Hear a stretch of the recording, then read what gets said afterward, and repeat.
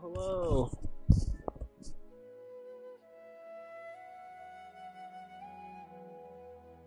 Alright. Everything's set. Nice and comfortable. Let's get this stream started. Heart be pure, evil be erased, mind be...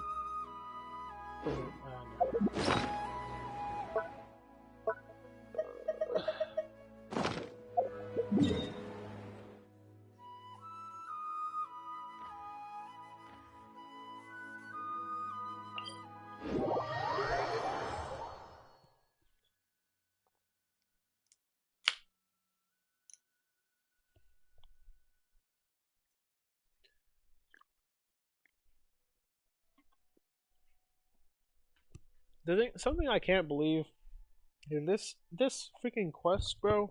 It's like almost 30 minutes. Not even 30 minutes. A full 30 minutes. I can't believe that. I didn't watch the video. I just saw the time on videos when I look at the name. It's like, wow. It's just like very short.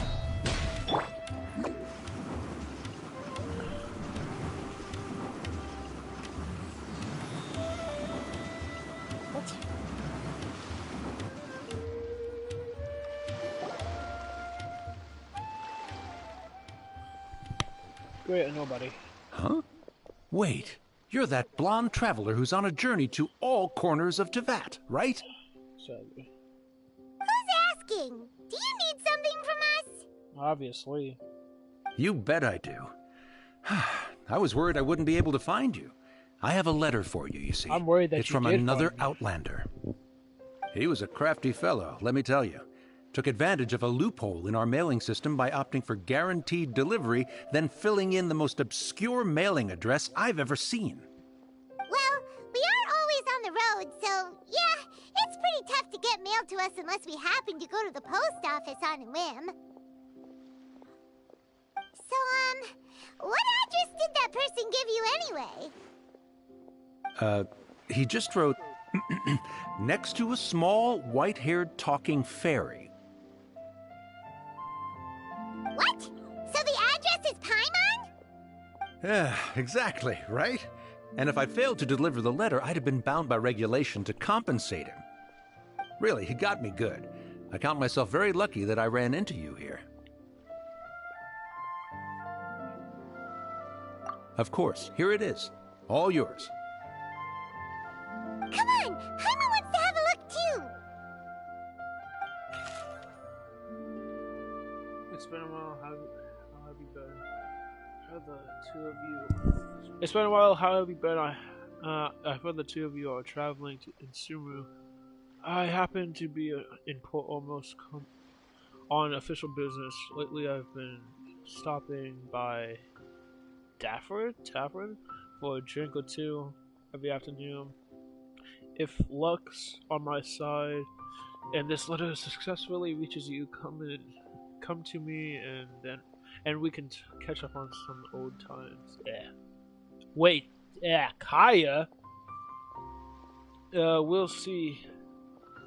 We'll see it as a fated encounter. Kaya. Kaya, huh? So he's here in Sumeru. What is he? Now that Paimon thinks about it, Crafty does describe him pretty well. From what he wrote in the letter, it looks like he didn't think there was much chance of it reaching us. Or maybe he's just being sneaky. Do you think he's making this sound like a miracle of fate so that we'd have to go meet up with him? I can understand why Lisa's in the Sumu, but not Kaya. Yeah, you're right. It's always nice to see old friends. The letter says that he hangs out at Jafar Tavern every afternoon. Perhaps we should drop in on him then, huh?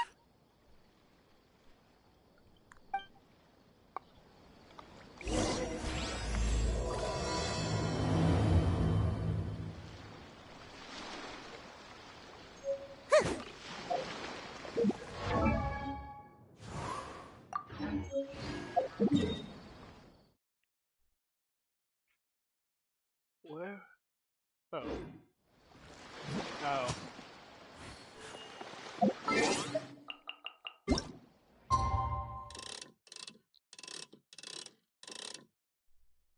What's it? Yeah.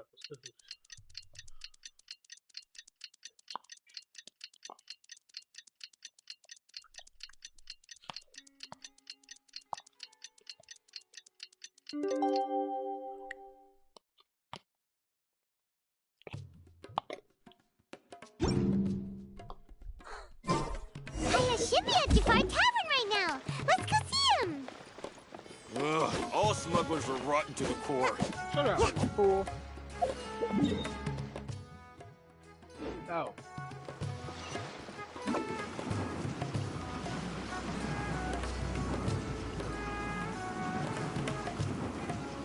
Oh, I want to keep listening to speed.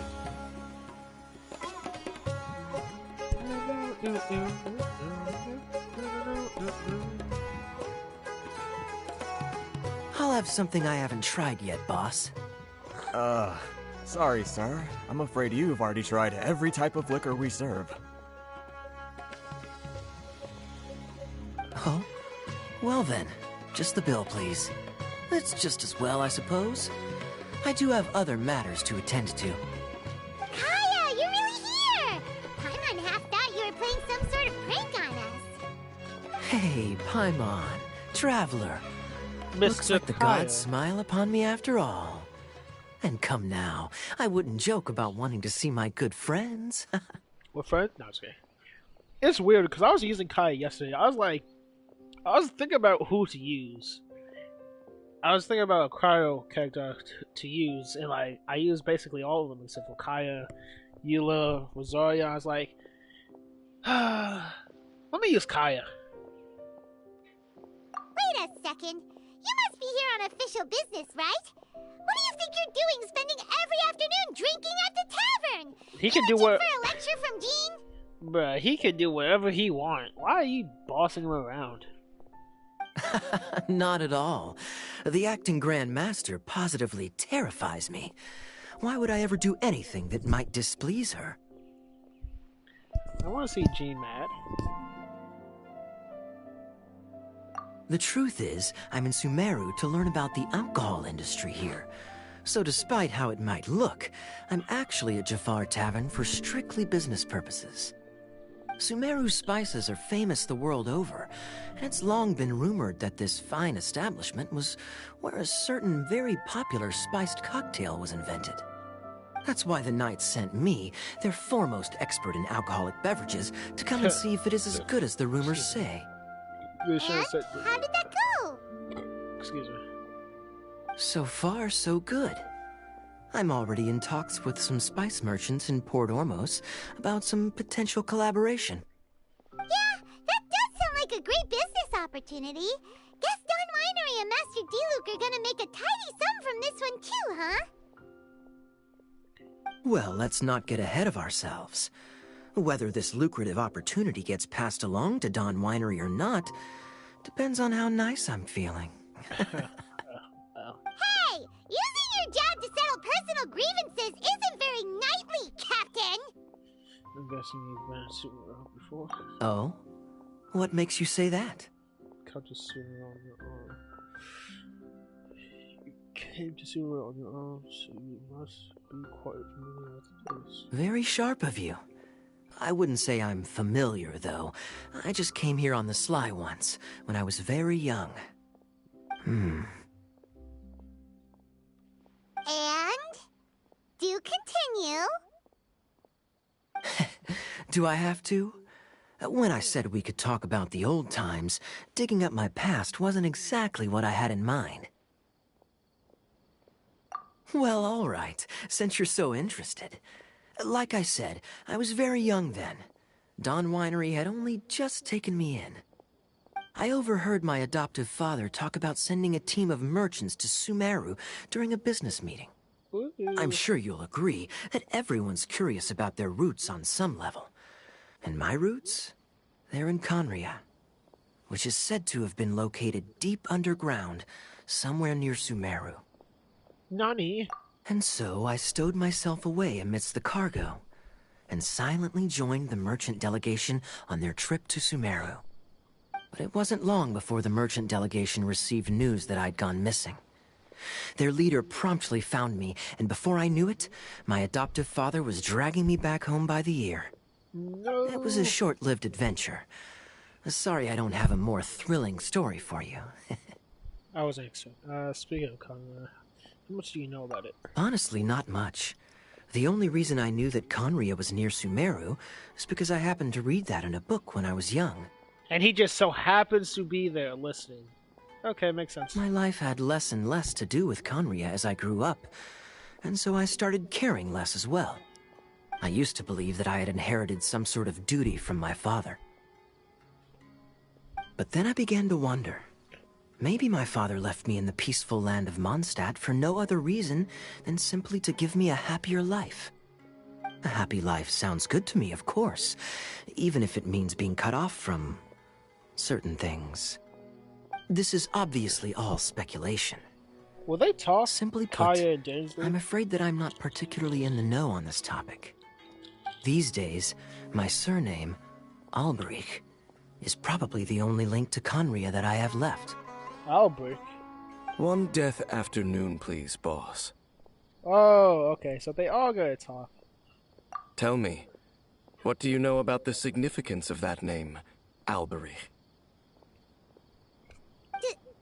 Dainsmith? Now this is getting interesting. Ah, you've decided to join us.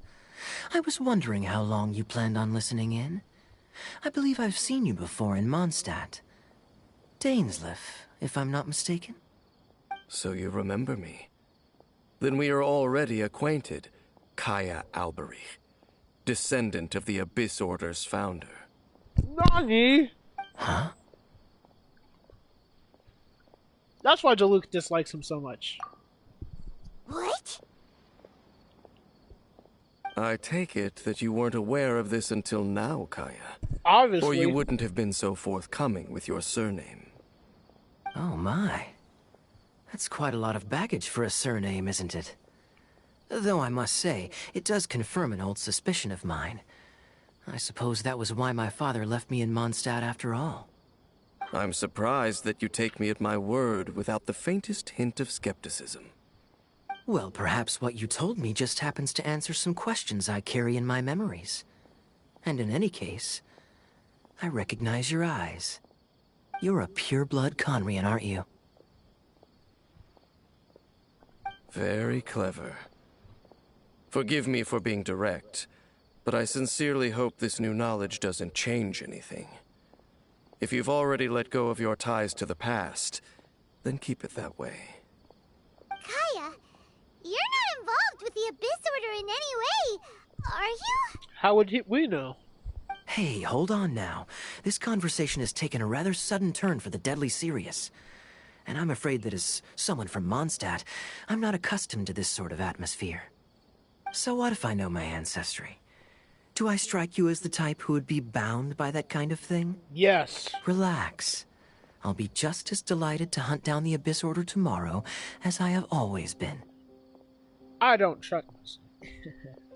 It would be cool if, like, in the future Storyquest or Archon Quest, he, like, becomes evil or something. Like how Albedo was. That would be so dope. It'll give us an interesting quest.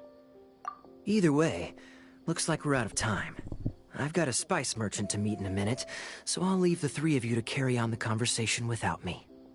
Well, alright then. You go do your thing, Kaya. See you around. And Dainsliff, no need to listen in from the sidelines next time we meet. Let me buy you a drink. You don't really trust him, do you, Dane? You're both from Conria, but you get on like oil and water. The fact is, I still do not know him well. It would be meaningless for me to jump to conclusions. Wait, you hardly know me. Actually, that's probably a lie, but whatever. But can a person truly be unaffected by their ancestry? This remains to be seen.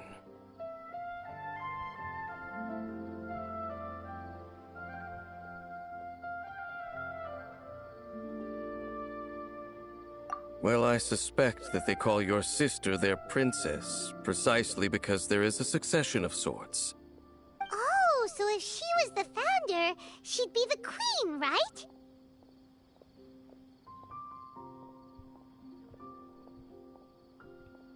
I mean to investigate the Loom of Fate. Do you remember that name? No. Yeah, the Abyss Order's evil plan! We learned about that back in Mondstadt. Of course I don't remember, because we learned about it all the way, like, how long ago was that, bro? If I had to guess, that was back when, we first met our sister. I got a new lead. Not new.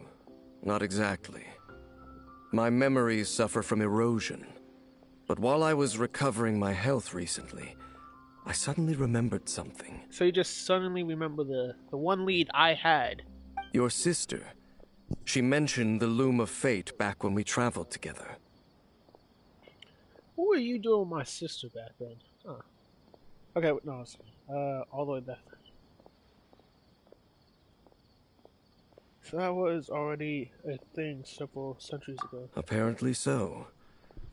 I was also quite surprised when these memories tallied up. I recall that we were traveling to Sumeru when the matter was brought up. So, you're going to the place that she mentioned back then? Correct. At that time, they must have been introduced in one way or another to this concept. If I recall correctly, we were somewhere in Avidya Forest then. Well, what are we waiting for? Let's go! Maybe we'll discover some secret that's lain hidden for hundreds of years! Yeah, I doubt it. No. Now is not the time. Are you concerned about the Abyss Order? No, it's just... I'm still waiting for my drink. Bruh.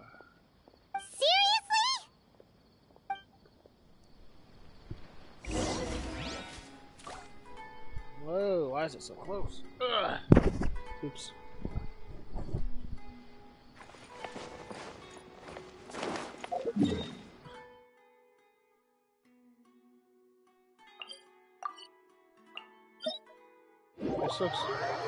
That's the location of the freaking commission I practically almost do every single day.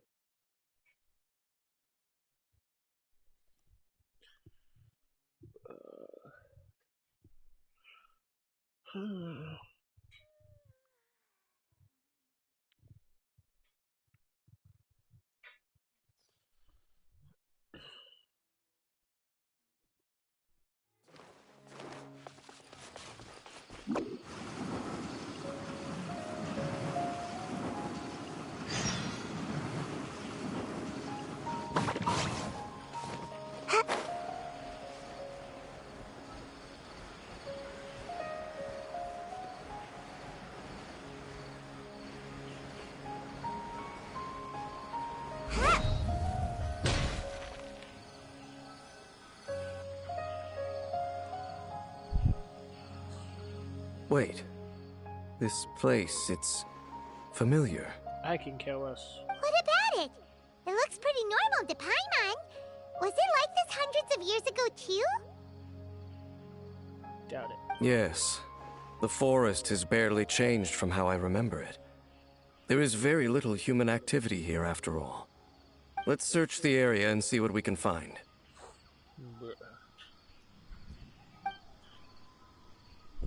Is this a field? It must belong to whoever owns that house over there. You But don't it looks say. like it's been abandoned for a long time. You could be forgiven for thinking nothing was ever grown here.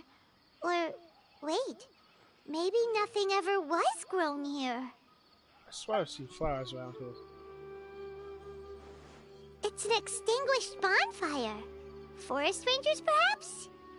Looks like it's been ages since it was last lit. And clearly they put it out carefully to prevent a forest fire, too. That's responsible. Nothing else stands out in this area. All that's left is that building. Come on. Wait, we're just gonna go barging in? What if someone's home? Did we not just go over the fact that no one's been here for Unlikely. years? There are no signs of life in this area. How stupid. We should be able to enter without incident. If you say so. Well, you lead the way then, Dane.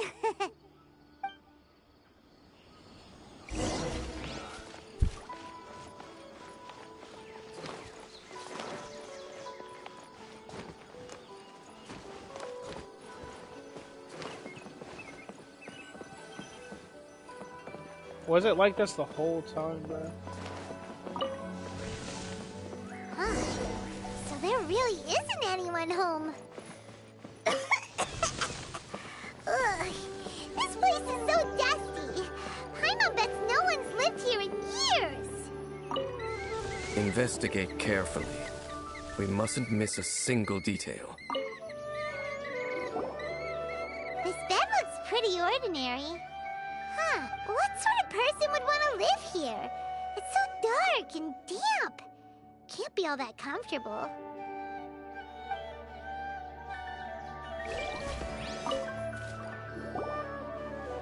There's a box over here. Why don't we open it? And by we, Paimon means you. Paimon's just scared that whatever's inside might bite her fingertips off.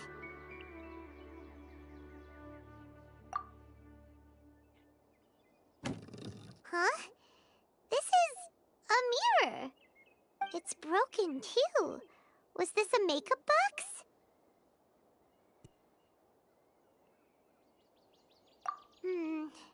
That's kinda disappointing. Paimon was hoping we'd uncover some super big secret, especially after Dane talked this place up. Sure.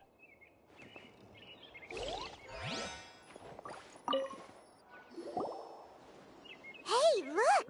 It's a bowl! Guess whoever used to live here liked to cook, huh? Can't you smell it? There's a heavy scent of medicinal herbs in here. Oh, so it's a medicine bowl? Seems you're right. You've got a good nose on you, Dane.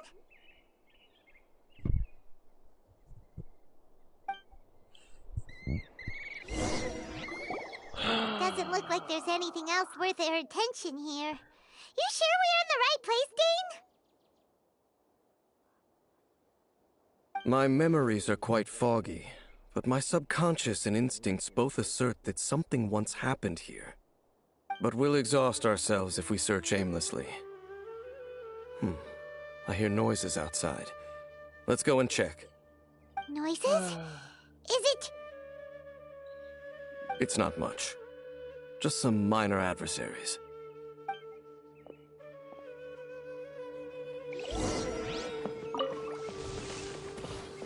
Monsters?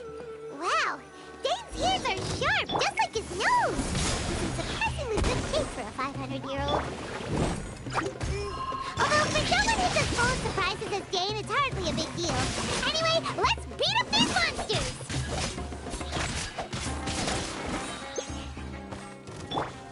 Fire it up! I got you covered! That!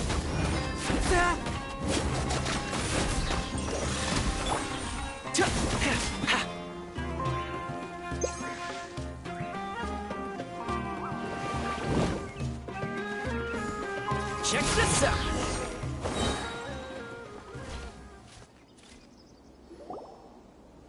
I doubt that the appearance of those monsters was wholly random.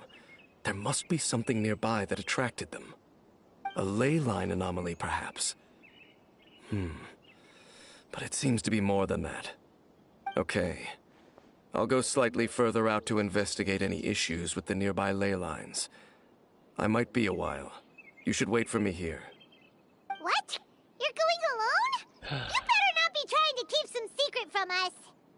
Your suspicions are as banal as they are unwarranted. I merely think that this house should remain the focus of our investigation, and as such, someone ought to stay here and keep an eye on it. Not to mention that if even forest rangers are capable of investigating ley lines, I will be more than able to handle it alone. Fair enough. Guess we'll just camp out here then. Good thing there's a fireplace over there. Let's make ourselves something to eat. All this running around. I'm kind of tired.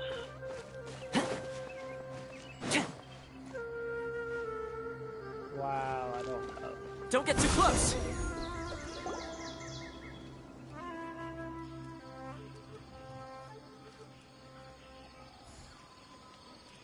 I wasn't in Chandler before. Your cooking is as good as ever. Even if there was no other reason, the food alone would be enough for Paimon to stick with you.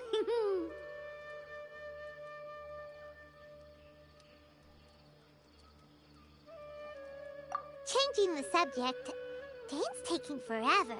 He said that there might be an issue with the nearby ley lines.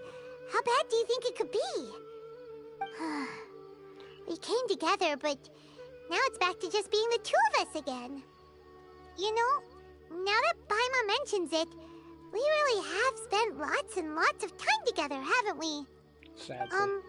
So, don't take this the wrong way or anything, but,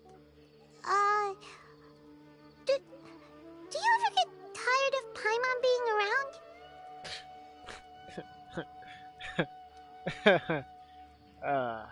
That's funny. Of course I do. You're the one character I hate in this game. If only I could. If only that was an option, bro.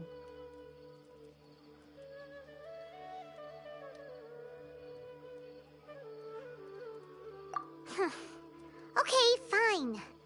Paimon should have known you weren't gonna say anything nice. So, next question. Don't know if it's okay to ask this, but Paimon's curious. What was it like traveling with your sister? I forgot. I have amnesia. The stars? We go to the stars just like us. And we point to a planet we wanted to visit. That's what happened. Wow. We traveled through the universe, always by each other's side. We saw all manner of hope and despair. This is the first time we've ever been separated. Nothing else, I just wanted to know. I just want to know what happened. Yeah, Paimon understands. Being separated without even knowing the reason why, it's just terrible. But we'll find the truth together. Sure as Paimon's your guide. Just you wait, Heavenly Principles, and you too, Teyvat. Just you wait. You know what? We've talked too long about this sad stuff. Let's talk about something happy instead, 'cause if you're sad, Paimon will be too. All right. It's getting dark, so why don't you rest? Paimon will take first watch. Don't worry, no monster's gonna come and eat you up. Oh, come on! Don't say that! Paimon just wants to look after you for once. Nighty-night. Go on, shoo! Off to sleep! A domain open.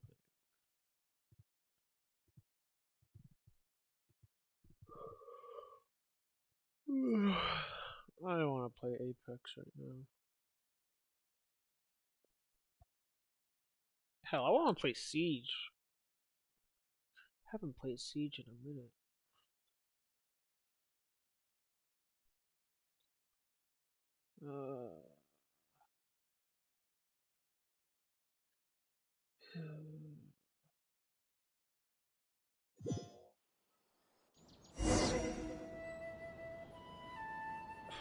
Hey, time to wake up. The sun has risen.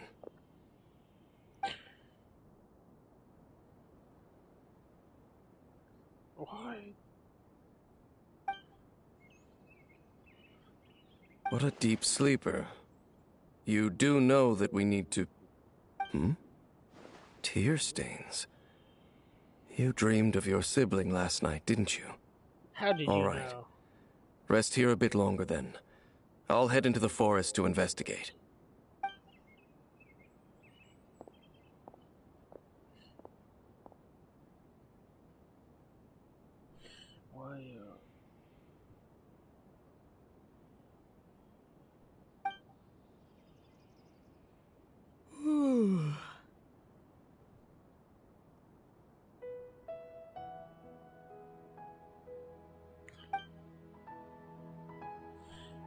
How did I sleep? Why didn't I probably switch this?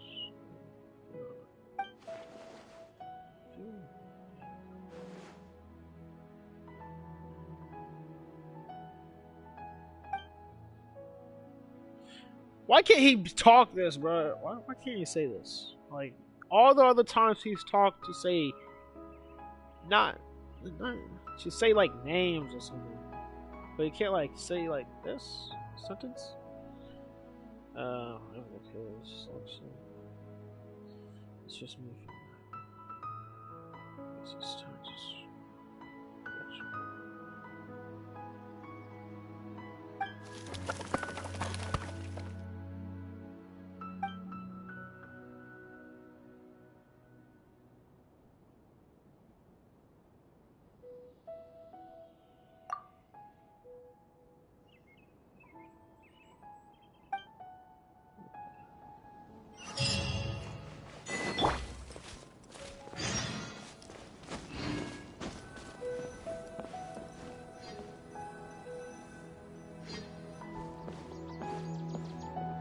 Halt!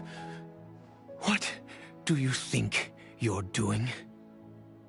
This place is not whatever you think it is.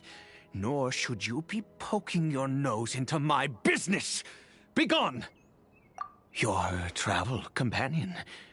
You mean the one that was keeping watch by your side last night? Your companion departed for the forest early this morning. That much I saw with my own eyes. Why is he laughing at that? Oh my god.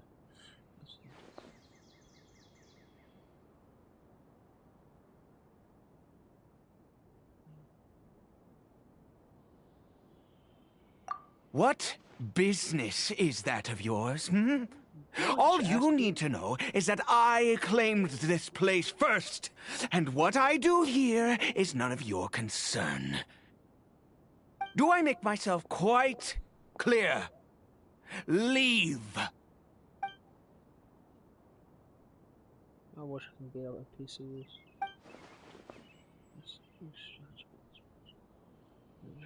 Well, what are you waiting for? I don't think I'll have much time.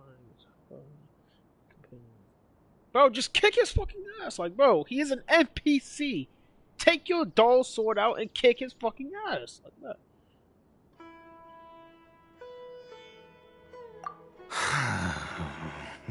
If you must. I can tell he's already fucking Conria.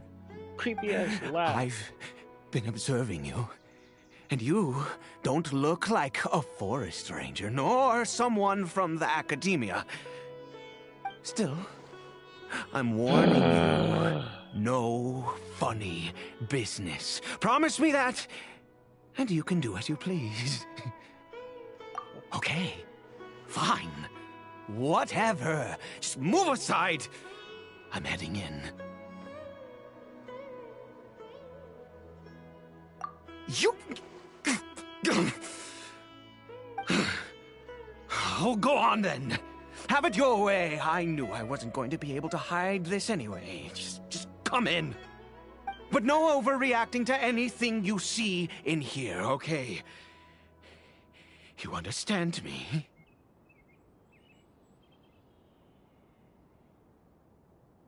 Come on, then. Oh.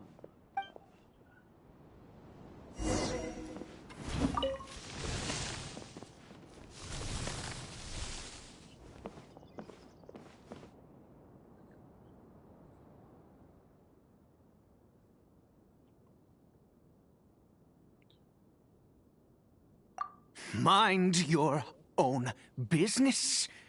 And don't worry, he isn't aggressive. How could he be? He was too young for anything like that. So don't you lay a finger on him. Just find yourself a corner to rest if you're tired or cold. Huh? You know Conria? Who are you, exactly? And how do you know I'm from Conria? Yeah, your outfit gives away.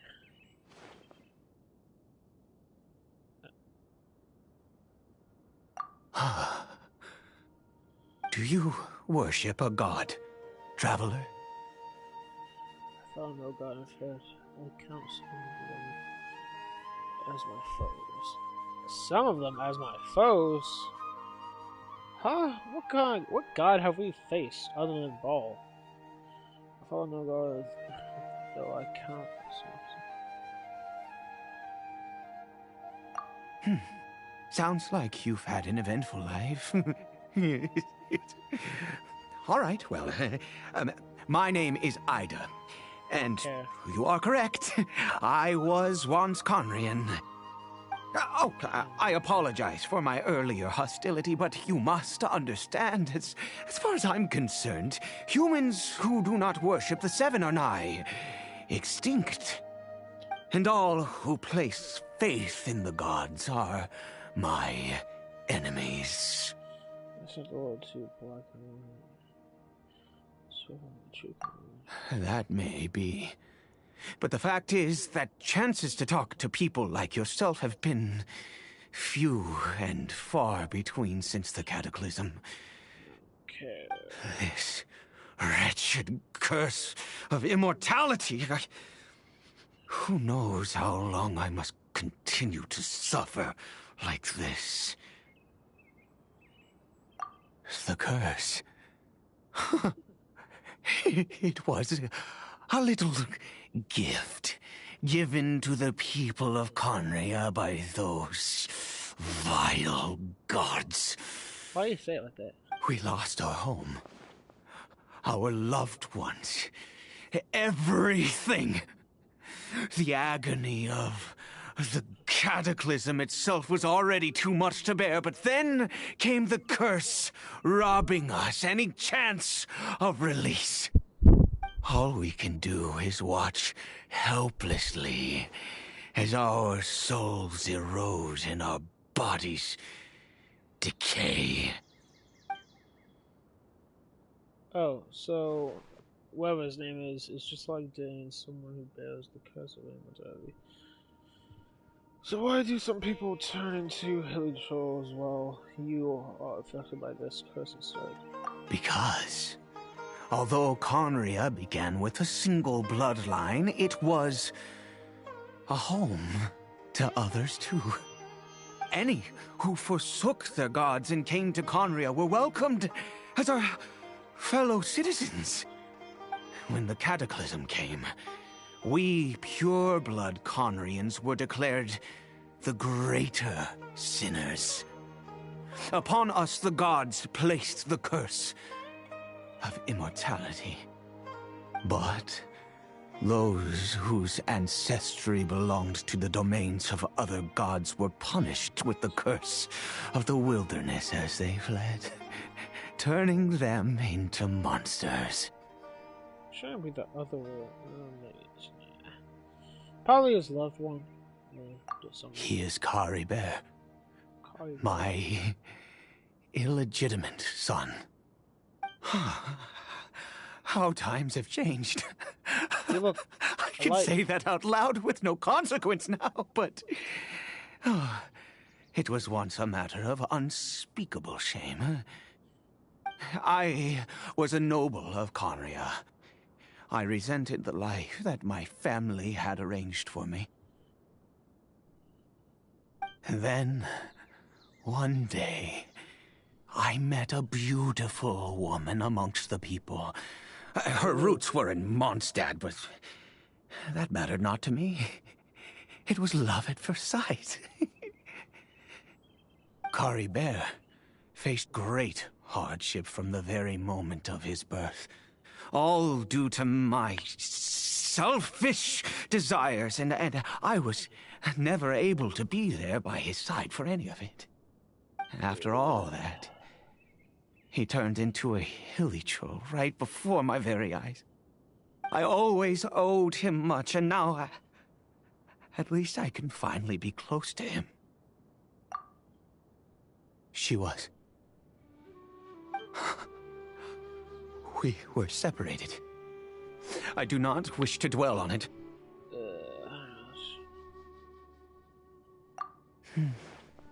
It could be worse. I suffer the pain of loss because I once had everything I could wish for. And now that I have lost almost everything, the little that remains I see with new clarity. If nothing else, at least I still have Caribert.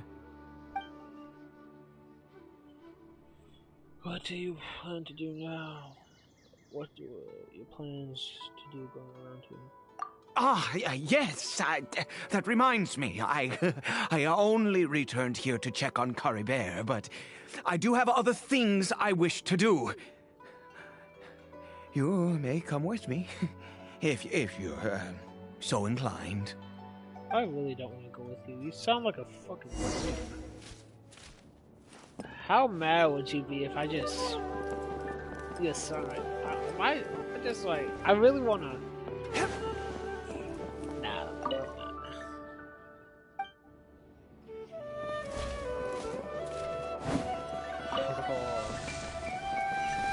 Let me not be that guy.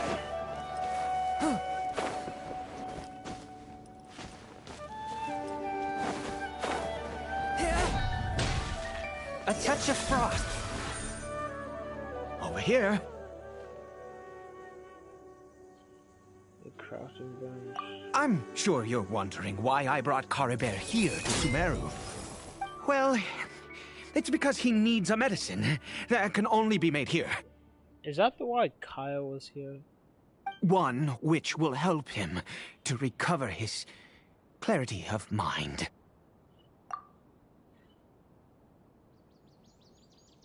When we were in the chasm, Daniel said the curse could not be undone. Its recovery.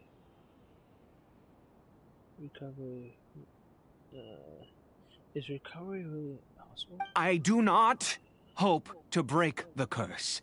I am well aware of my powerlessness against the punishment of the gods.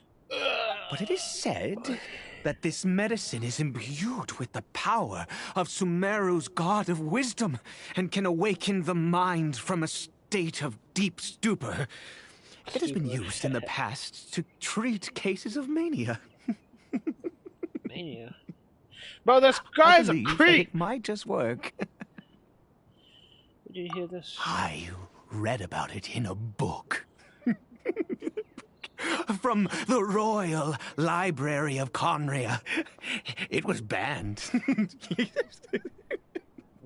I mean, since this medicine requires the power of the Seven to work. In my youth, I disliked the life of nobility and craved excitement. I was leafing through some forbidden text and happened upon it.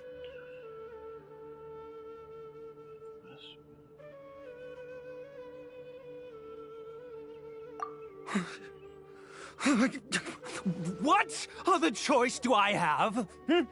What exactly would you have me do, huh? The gods have already punished us. What does one more sin matter now?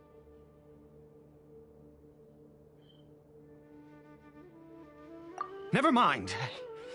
As long as you understand. I'm sorry. I struggle to take control of my mood sometimes.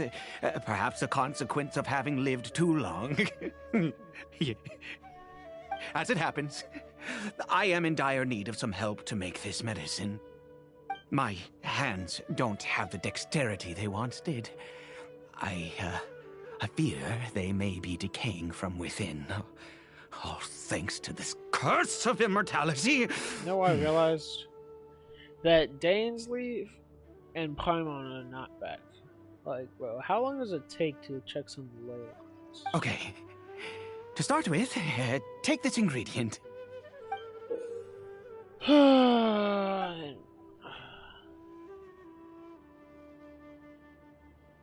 mushroom? Never seen a mushroom with this kind. Also, do you have any, of Sumeru's regional specialties on hand? I believe they're called Kalpalata lotuses and Sumeru roses. Sumeru roses? Oh, wonderful. Oh, in that case, we have everything we need. This is the method for making the medicine. You just need to follow the steps. Oh, okay.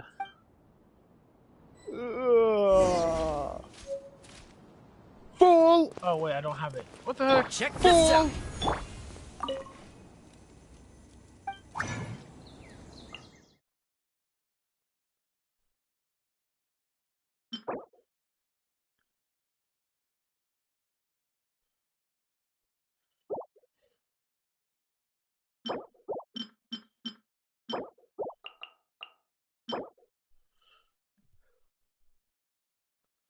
Strange mushroom. Can mushrooms really grow? And I feel like this.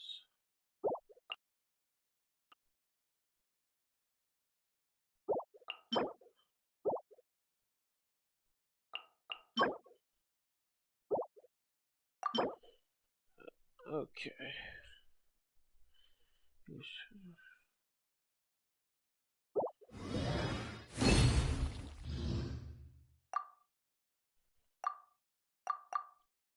Imagine not having enough material.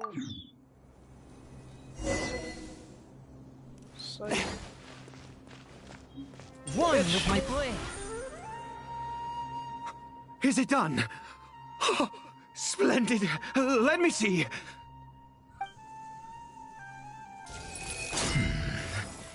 In all honesty, I do not know what the end product is supposed to look like. The banned book didn't feature any illustrations. Well, the moment has finally arrived. Curses. No! We need to perform one final step to complete the medicine. And what might that be? I said before that this medicine relies on the power of the God of Wisdom for its restorative effects. So you want me to get Nahida to help you with some pill that you don't even know is going to work? Okay, makes sense. Which means we must pay a visit to a statue of the Seven.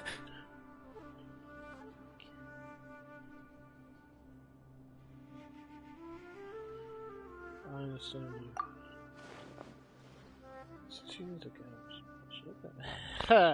Don't go to the bro. If we go to here for something as dumb as this, then you shouldn't be friends with God. Yeah, I don't even know why that was a suggestion. Let's go. Bring the medicine with you. You're helping someone that you don't even know. That's a fool and a creep.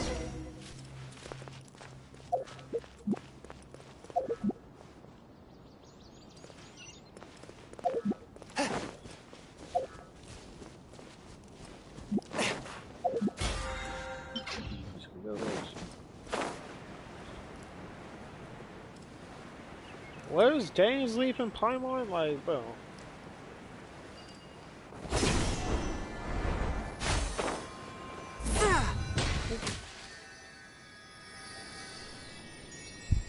Look at this statue. How can I bow before this thing? God of Wisdom! Look at me! I will utter no prayer, nor will I sing your praises.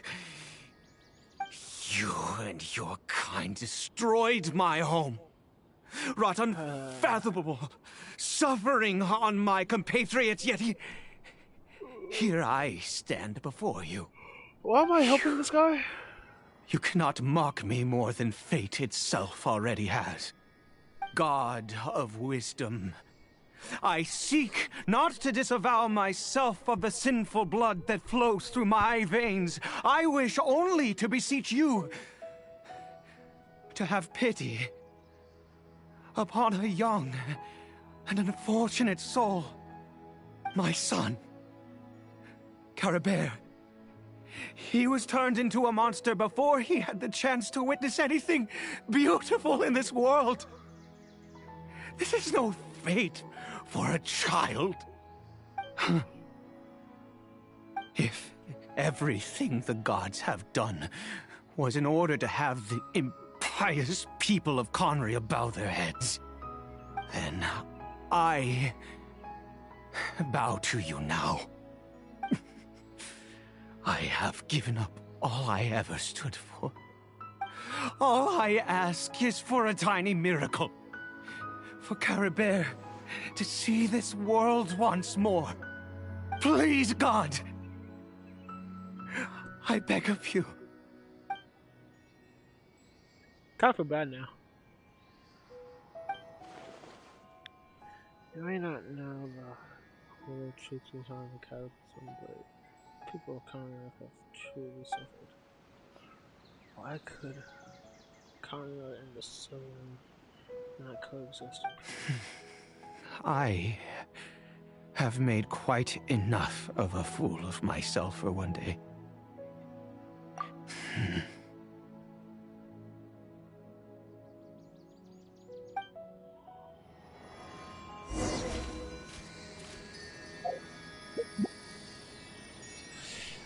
Naga. Oh, there we go.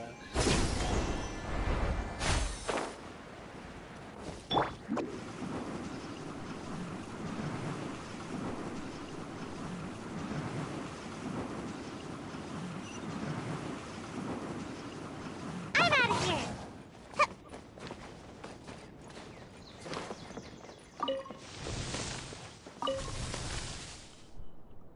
Caribert?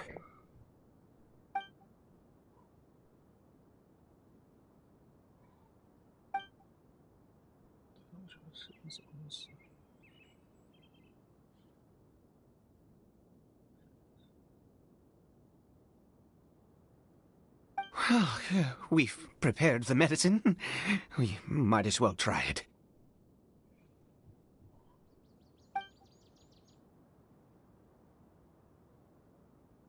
Caribert, it's me. It's your father. Caribert. Caribert, please say something.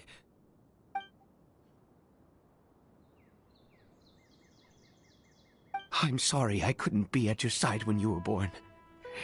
And that I failed to reach you and Mama in time when you both were suffering. But I'm here now. Papa's been by your side all these years. I've never left you, not once.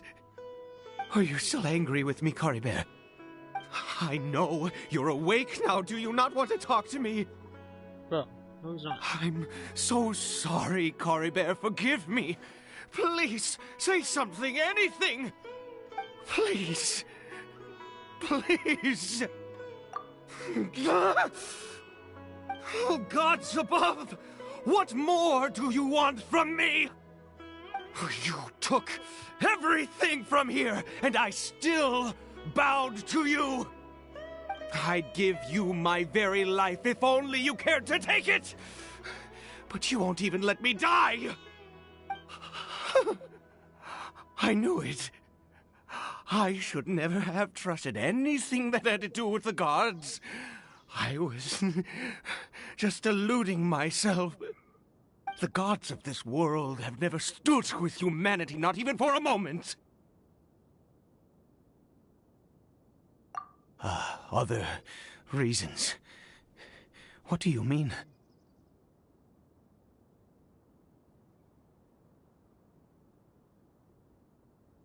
Huh. You really think so?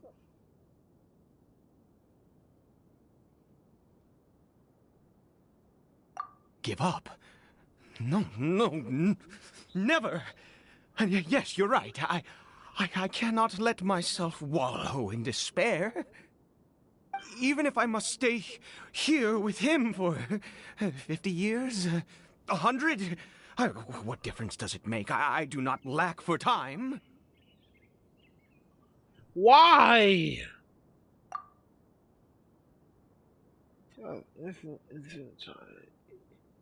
Yeah, no. Let's go. We'll make another dose. The most crucial ingredient in this medicine is the unusual mushroom, which makes things complicated, but not impossible. I grow them in that field. The details don't matter, right? Curb your curiosity and just do as I instruct. If you truly wish to help me, that is how you can do it. See, that's the problem. I don't want to help you. I'm forced to help you. There's a difference. There is a waterfall near the statue I prayed at. I need you to collect some water from there around 2 in the afternoon. I'll be here watching Curry Bear. Where? Once you're back, I will make some fertilizer for the mushrooms. Good. Then please head over when the time comes.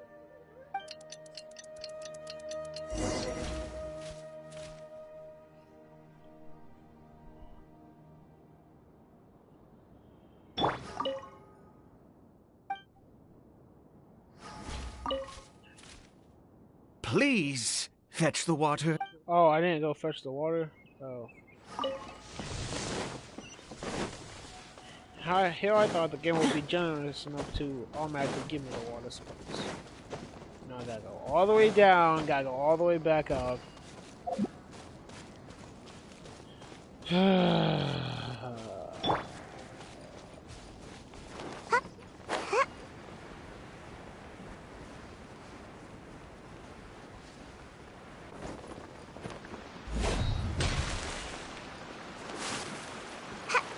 Make my escape.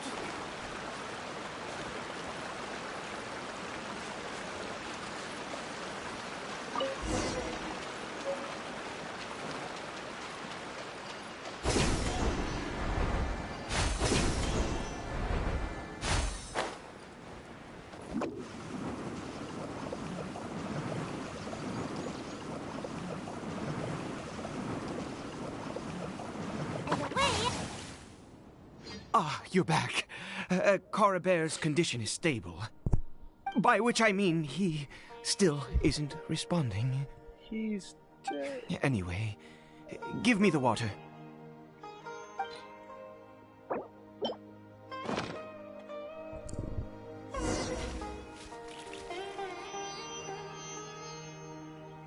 I need you to stand guard here for a while.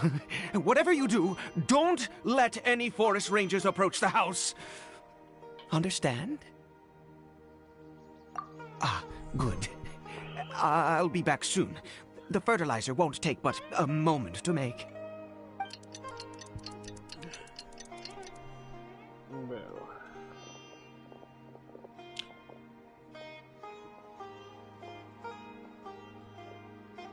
It's 3 fucking things. There's water in the field somewhere.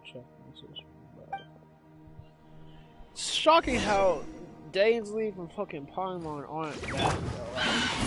Supporting fire! Swift and merciful!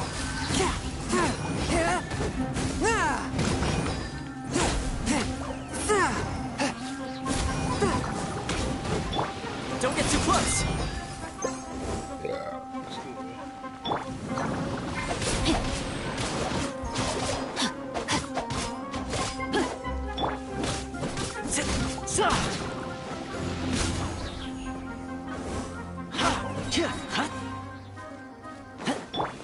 Witness the power of Guwa. Rain outlines your fate. Huh?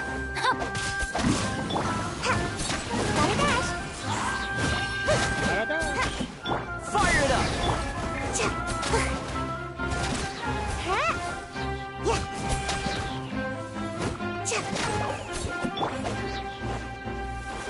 Forth, my blade!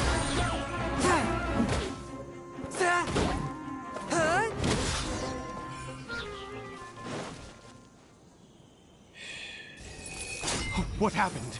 Was it monsters? Oh, thank goodness you were here.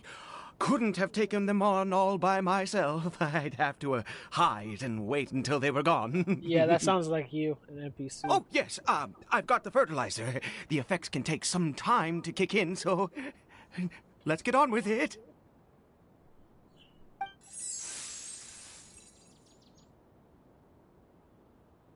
Next, we pick the mushrooms and repeat the same steps as before to make another dose. I trust you still remember the method. I should make more than...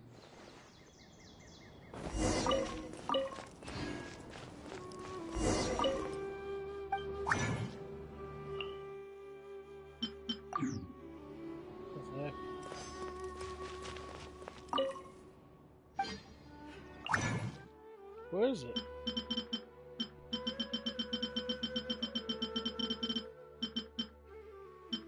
You gotta be kidding me. I don't have any of those lotuses? Wow, that's actually sad. That is sad, bro. I don't have any lotuses. I ride on wind and cloud alike. Wow, where do I even get those things?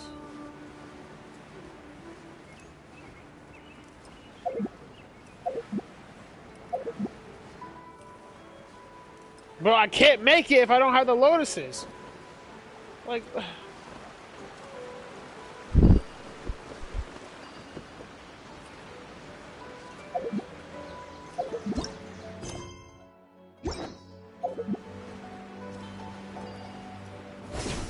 Bro, that is wild, bro.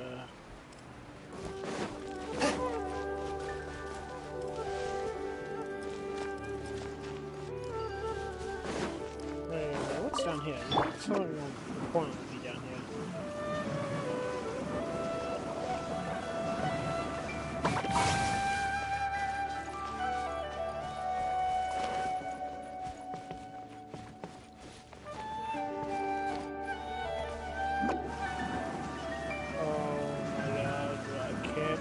Freaking thing because I don't have any lotuses.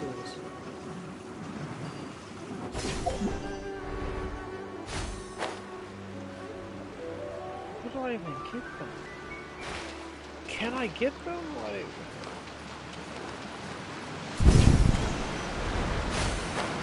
oh, that was two. Like, oh my god! Might as well get those.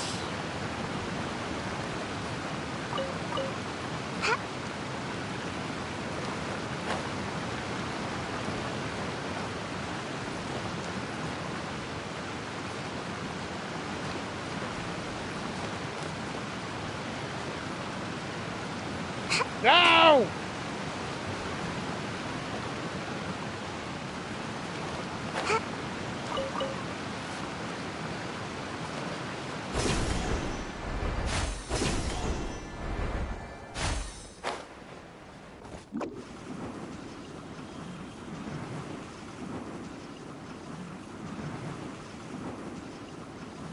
I'm out of here. Alright, now I can make it.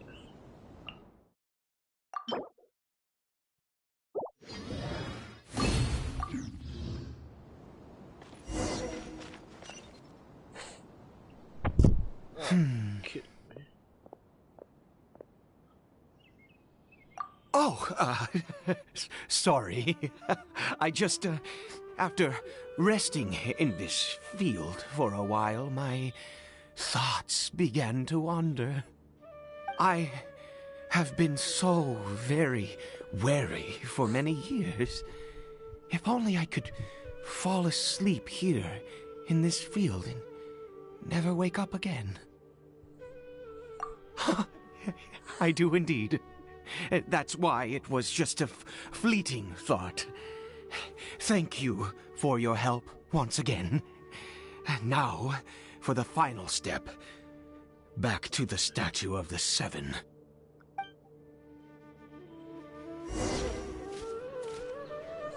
Wow, now I'm going all the way back. Why are we going here? Because, like, obviously nothing happens the first time.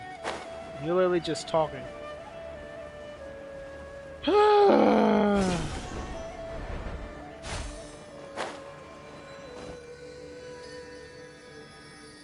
we're here.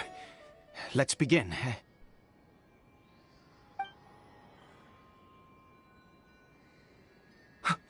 Wait a moment. Hey, what was that? Cory Bear! That wasn't him. He didn't have the whatchamacallit. Oh no! He must have left while we were too busy preparing the medicine to notice. Come on! We have to catch up with him!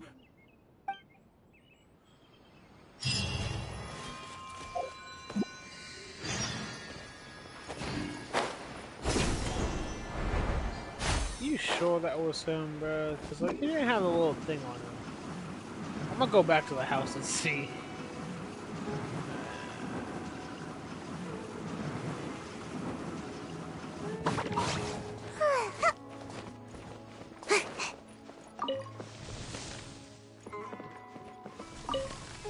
It wasn't him.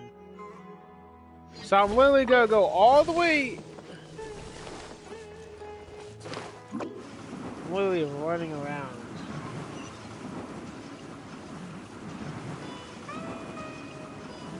Can't catch me. It's under there.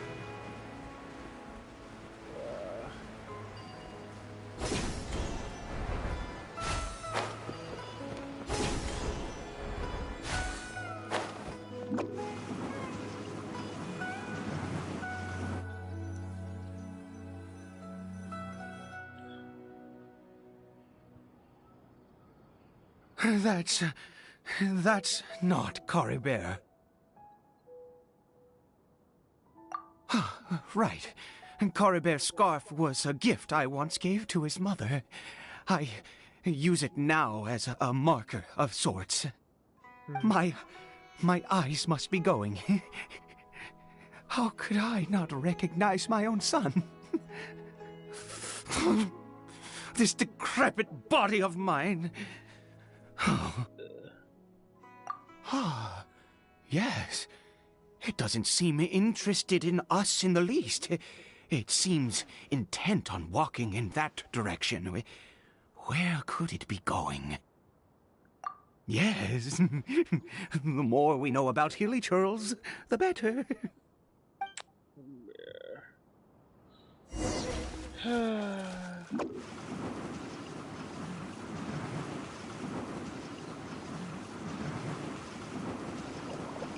away I go!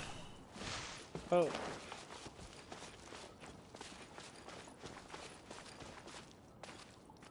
Did it go in here?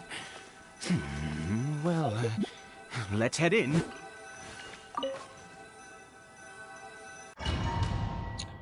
Still kind of like wild how Dainsleif and Paimon have not been here this whole time. And it's wild, because when I searched the name, when I searched this thing up, it said 23 minutes. It's been way more than 23 minutes. What's this? Okay. What a ghastly place. Has it always existed? I swear I've never noticed it before. Huh. It looks like they're, worshipping. Sometimes walking, sometimes kneeling in worship, and it appears to be in earnest. I've never seen anything like this in all my life. What in the world does this place conceal? Oh, there's only one way to find out.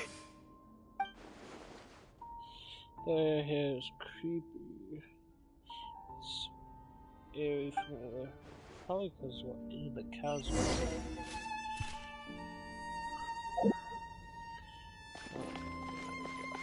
Ah!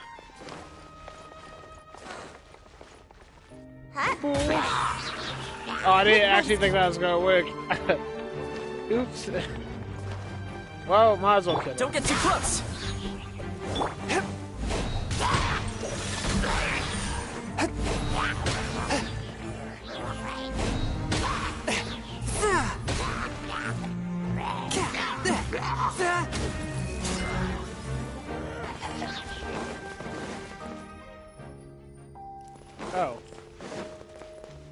Okay. Well, I know what's over here. I think there'll be a chest or something important over here.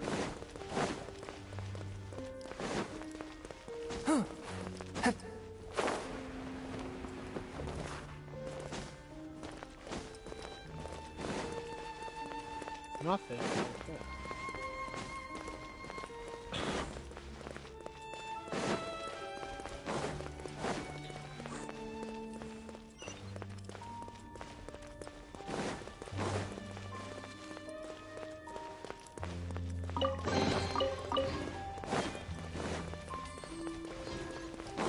One with my blade. I'm not sorry for that. I don't know what's up here.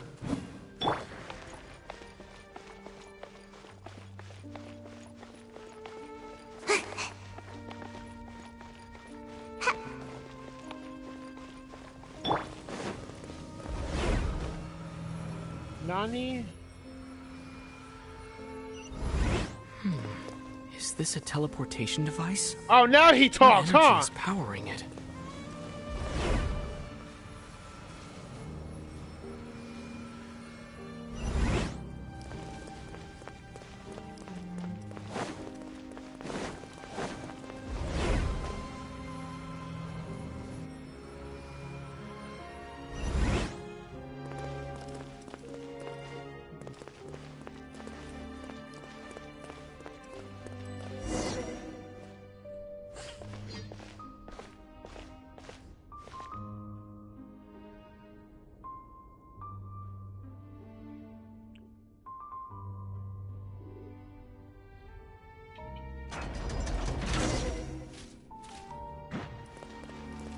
Oh no.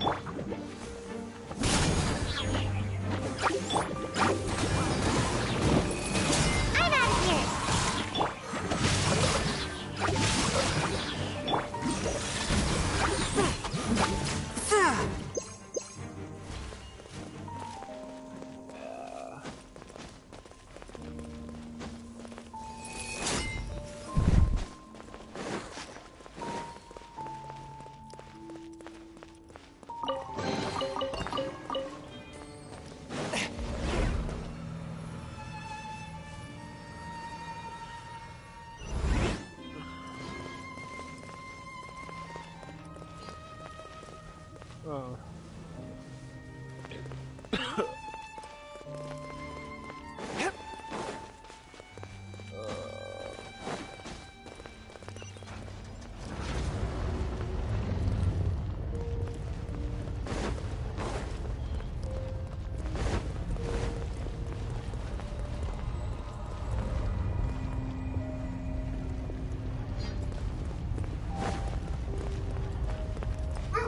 Shush.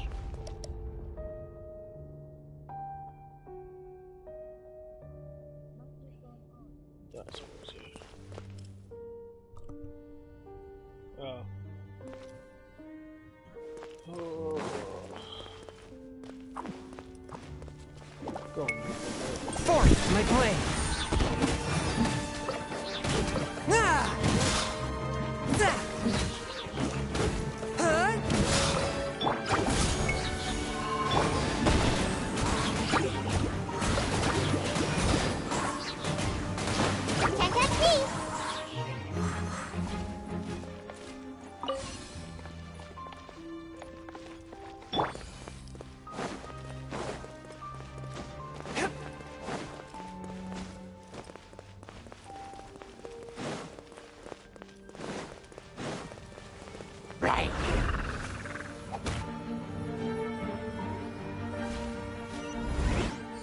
How did I get on the ceiling? Did the room turn upside down? Or gravity itself?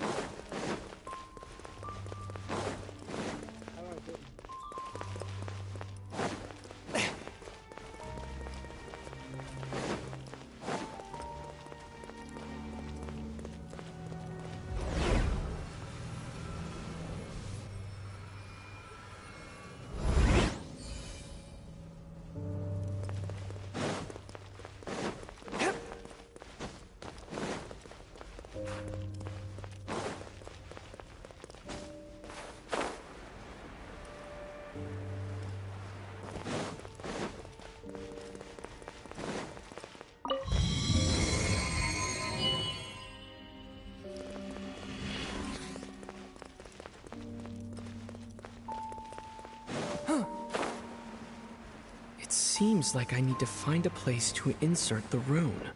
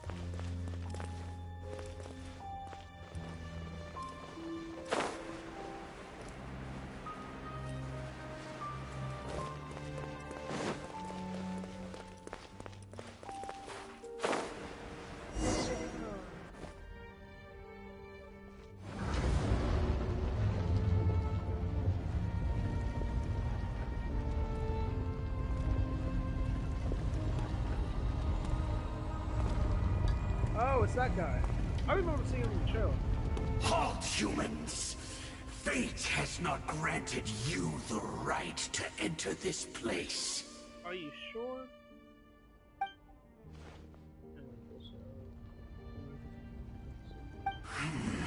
Do you insist on an audience?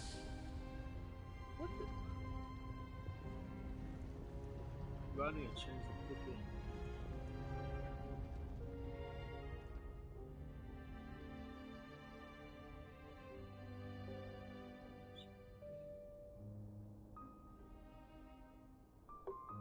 Very well.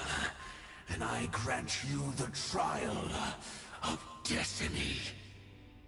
How does he not look like someone from the Abyss?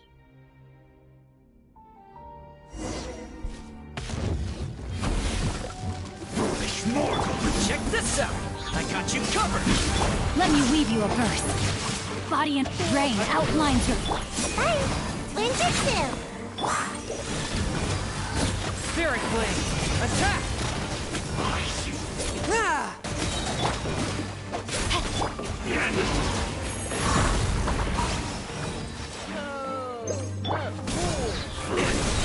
Here's backup!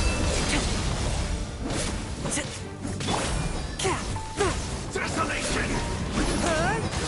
Submit for judgment! Gotta dash! Fire it up! Feel no more! Hey! That's the frost wise! Fall nevermore!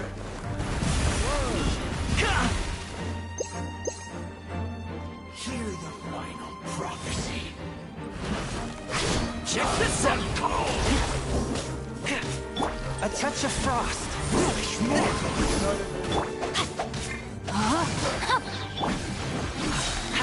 Conquers all! How was Lily that? Supporting fire! Fire it up! I'm out of here! And devour!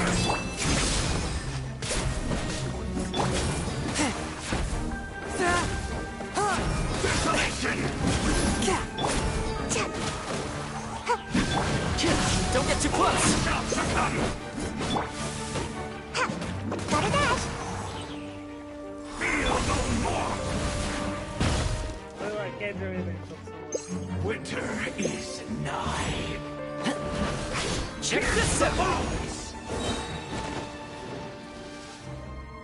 ain't seen scary. Who was that? He was... Terrifying. He was a perfect being. I'm in awe. He had the most wondrous aura, a perilous yet beautiful power. Oh, truly mesmerizing. And yet, you were able to defeat him. Oh, your strength is greater than I had imagined. Let's continue on. I find myself growing more curious by the second and more excited.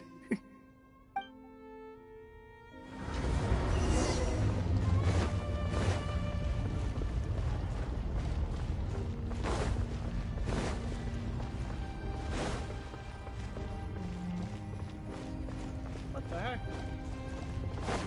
Oh, we're back in the first.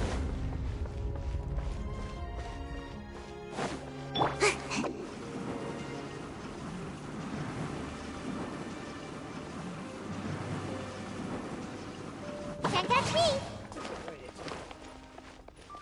Make my escape. I came all the way here for nothing.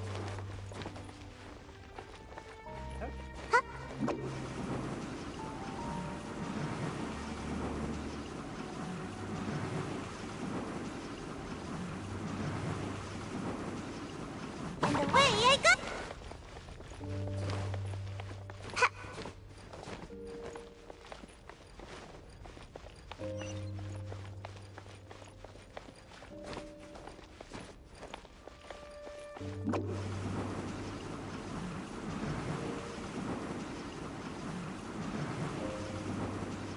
Can't catch me!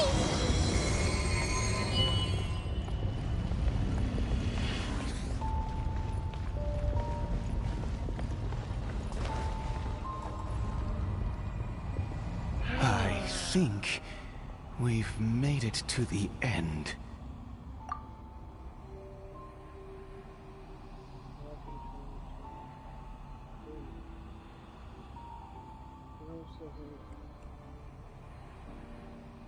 This was a statue. Wait, what statue? Oh, yeah, that's the only reason I. It doesn't have to do with this one. And those these worshiping holy church.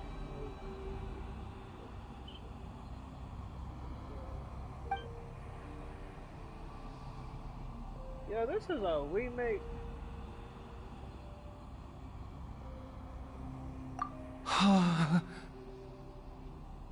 Oh, dear creature, why do you bow down? For fear of the unknown? Or for a power that you covet?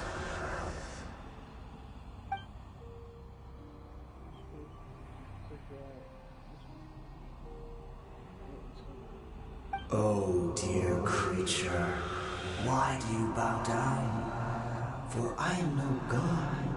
I am but a sinner.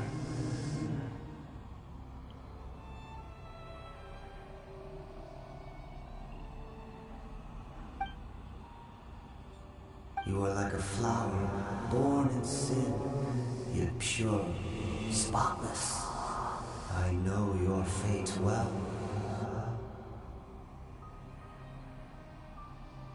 You need no longer hold back your resentment, nor accept the countless lies. Go forth, become a transcendent one. Rise beyond the fate bestowed upon you. And I shall shed a tear at the end of time, as I gaze back upon your life.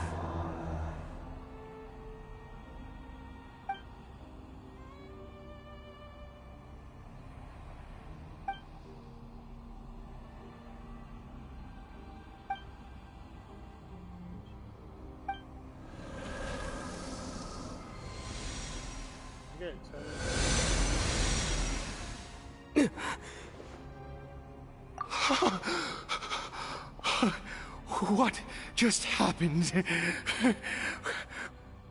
When I saw that thing, my heart was instantly at peace. I was overcome by a sense of awe or joy, perhaps. I feel good. In fact, I feel better than I did before I came in here. How peculiar. Oh, is that so? All right. As you wish.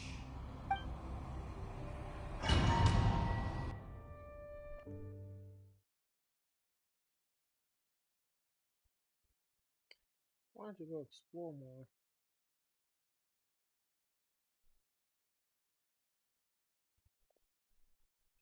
Was this a remake of that one Storyquest or Windling Festival in the Windling Festival? There's literally one just like that.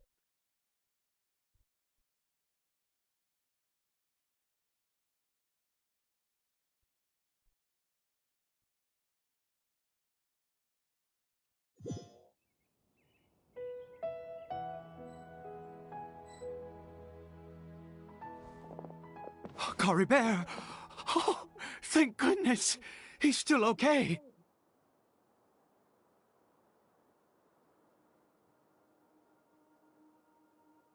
I have a strange feeling that what just happened was meant to be.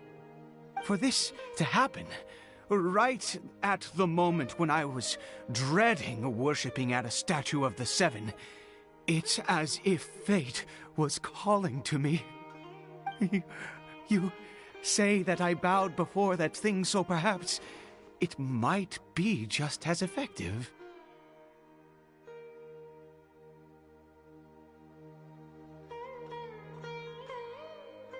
I have to try. No matter what, you said it yourself. I have to exhaust all options. So we're gonna go all the way back. Cory Bear? The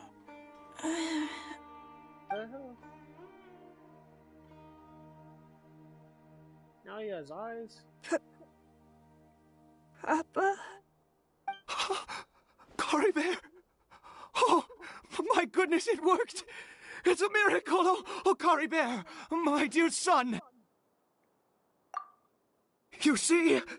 It worked! Cory Bear can speak again!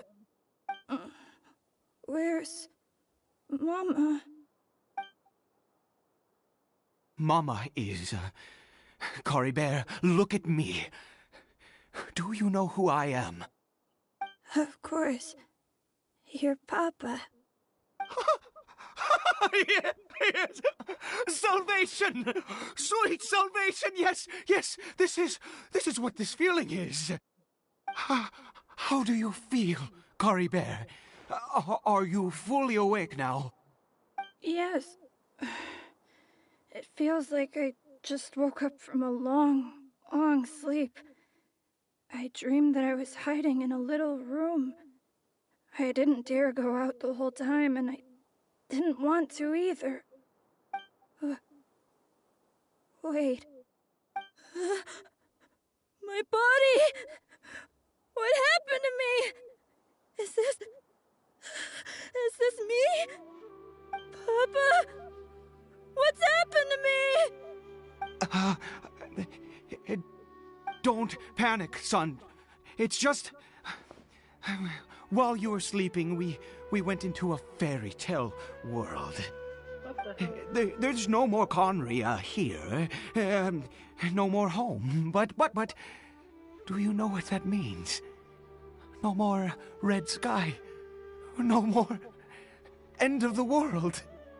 In this world, you have to be a little monster, but you get to stay with Papa forever. Am I dead?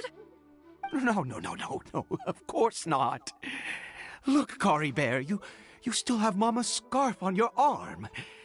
That means she's watching over you, protecting you. So how could you be dead? Really? Yes, really. You've only just woken up, and this must all be very confusing for you. Just rest here for now. Things will get better. Oh, and you have to promise me something. Never take off your mask. Understand? Whatever happens, you mustn't take it off. Okay, Papa. I won't. I promise.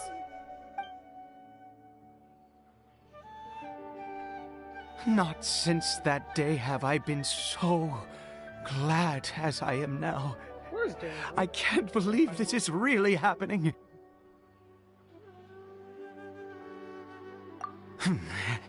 I knew that placing my hope in the Seven was a waste of time. I even worshipped at one of their statues like a common fool. Never before have I humiliated myself like that. Once a murderer, always a murderer. I was naive to think that the gods who conspired against us would ever offer redemption. But the god we saw in that cave, now that was a truly mighty god. Nothing like one of the Seven. That wondrous power, it was truly enchanting. Surely that must have been the reason I bowed down. Now then, after one beseeches a god, and the god responds by answering their prayers, should they, do something to show their devotion? Piety is hardly my area of expertise. But surely I should honor the god that has honored my wishes. A sinner? Oh, don't be absurd. You don't know a single thing about him. How dare you utter such blasphemy? Neither do you. You and I have both witnessed his divine power. When has the Seven worked a miracle like this before? Never! He is a god, mightier than they, and yet you would call him a sinner. Oh, preposterous! No matter. Believe what you will. You cannot shake my faith. I am going to pay my respects with or without you.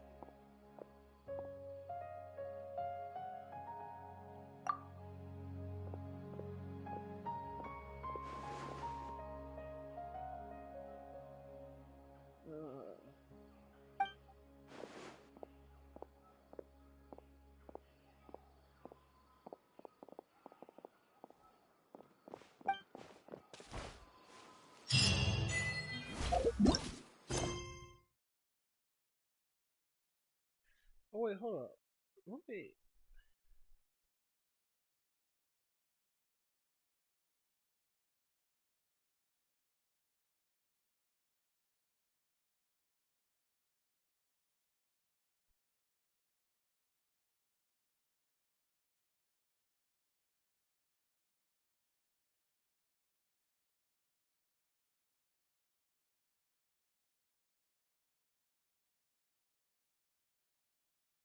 Oh.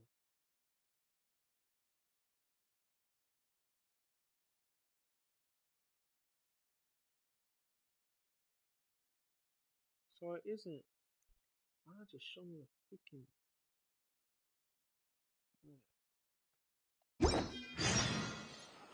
It's like an hour. It's like an hour and 30 minutes.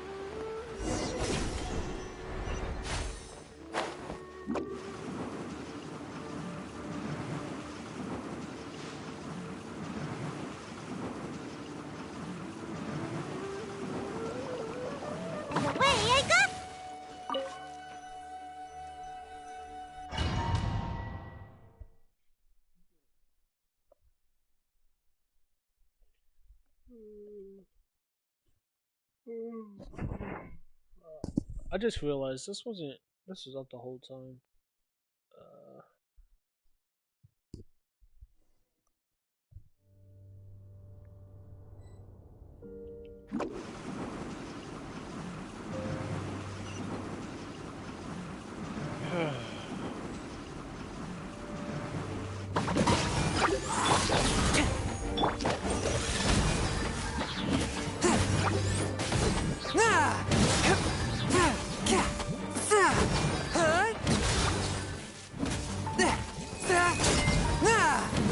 Don't get too close! Can't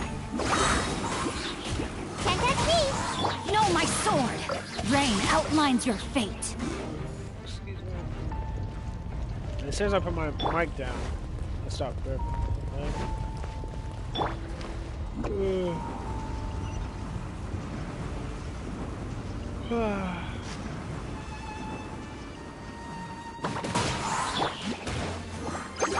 Fire it up!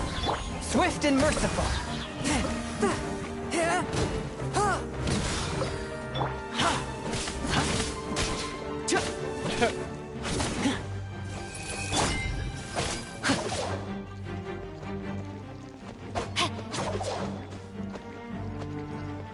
Don't get too close! What?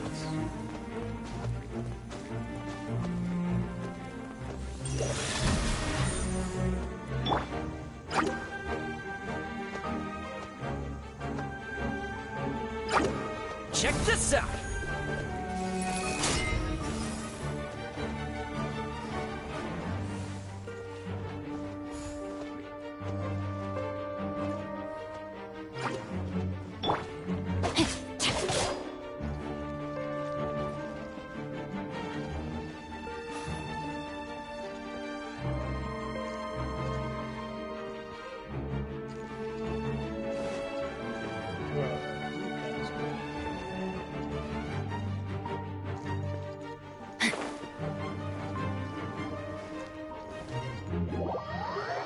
How is he alive down there? What the heck?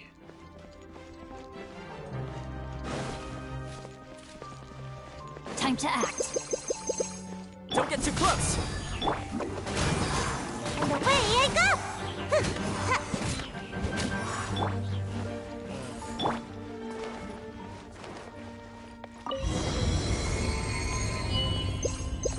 That's so stupid.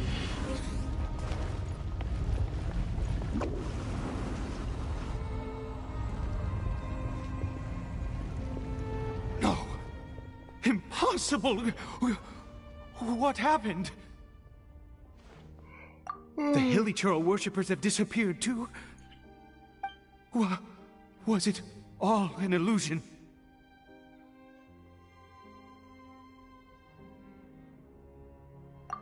That's true. Yes, it can't have been an illusion. I still feel that awesome and wondrous power flowing through my mind and body. It was neither illusion nor coincidence, and certainly no dream. It was a wonder. Yes, a divine wonder. Let's go, traveler. There is surely a reason for its disappearance, and I do believe that someday in the future, we shall see it again. Could he really have been a sinner and not a god?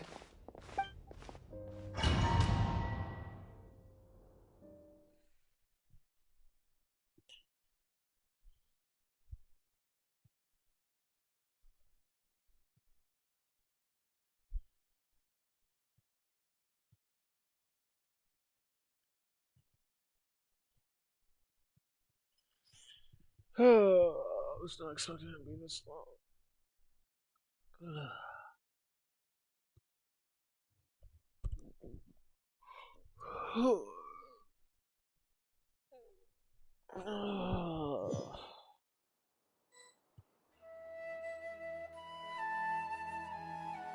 Kari Bear? Where has he gone? Oh, no. Maybe someone else came by and found him? Or maybe he took his mask off. No, it can't have been that. There's no sign of a break-in and no sign of anyone having been here. Maybe he ran off. This does not bode well. What if he's spotted by a forest ranger or an adventurer in his current state? They'd... Then we have to find him first. Wait a minute. This isn't how we left it. Oh no. Oh no. Did he...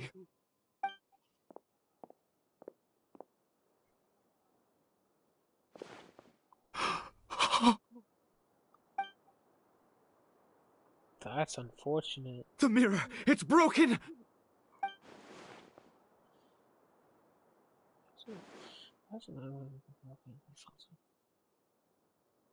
He must have taken his mask off and seen what he looks like beneath it.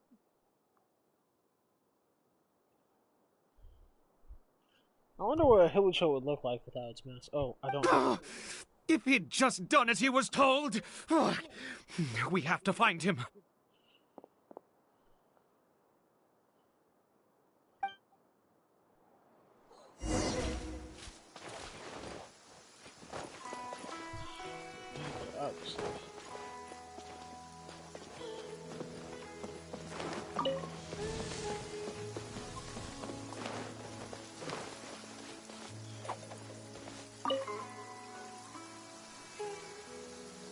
It's his scarf. He dropped it. Looks like we're going the right way. Come on.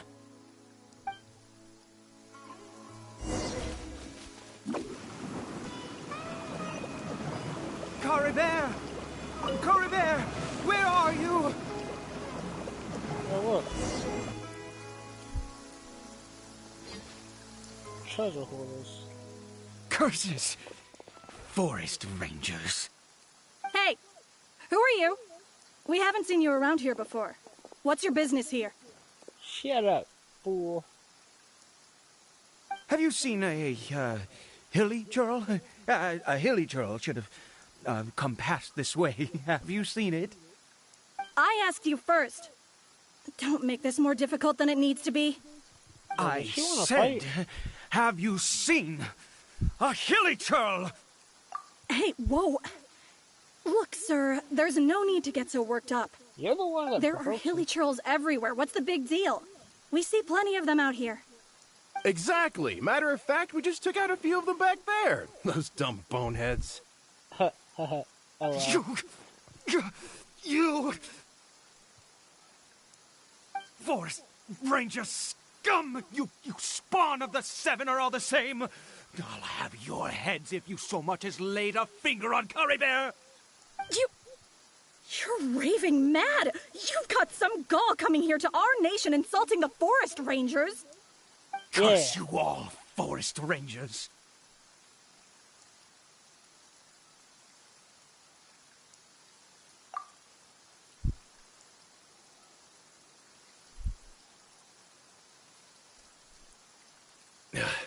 I don't get it. Why make such a huge fuss over a few hilly churls? Makes no sense. Yeah. He'd only just regained his mind. How could you do this to him? So tell me, Forest Rangers, did you really spare none of them? Did you really take out every last hilly churl you saw? Jeez, you're really not gonna let this go. Fine, you weirdo. If you must know, I happened to cross paths with a solitary hilly churl when I left the team to, use the toilet. Okay, we didn't. I was frightened at first, but it didn't seem to have any interest in me at all. It was just bumbling along in that direction, so I left it alone. Yes! Wonderful! Wonderful! Let's go! We have to find him! Wait, you're leaving? Not even a thanks for the info, goodbye? Shut up, fool. Anyways.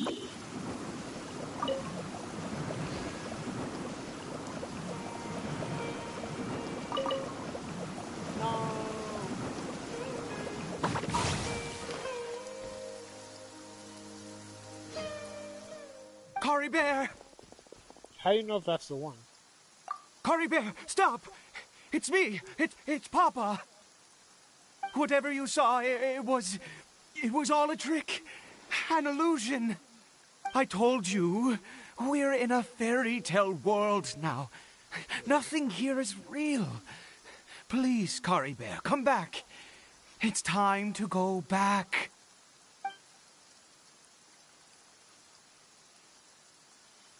Cory Bear? How could this happen? He regained his mind. He must be able to hear me. Surely. Come, Cory Bear. We have to go home now. Papa's here to take you home, all right?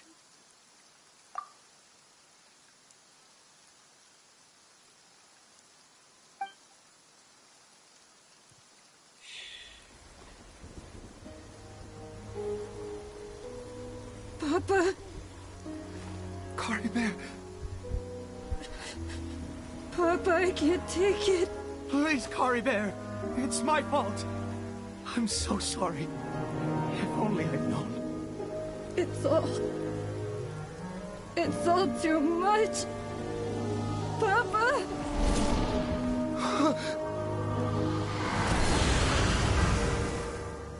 What happened? What? He was supposed to take out the mask. I wanted to see what was under his mask. Oh my god.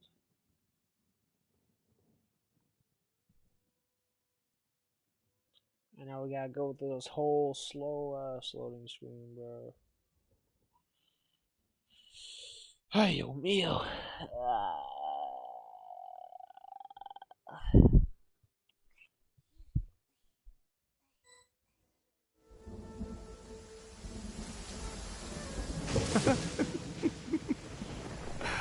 I see.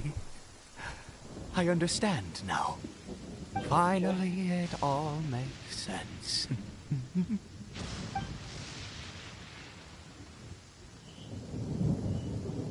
Why was I on the bed? What the heck?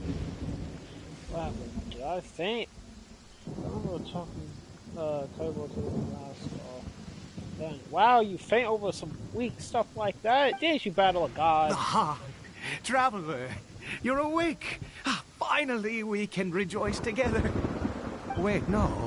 Why am I still calling you Traveler? Oh, I have known your true identity for some time now.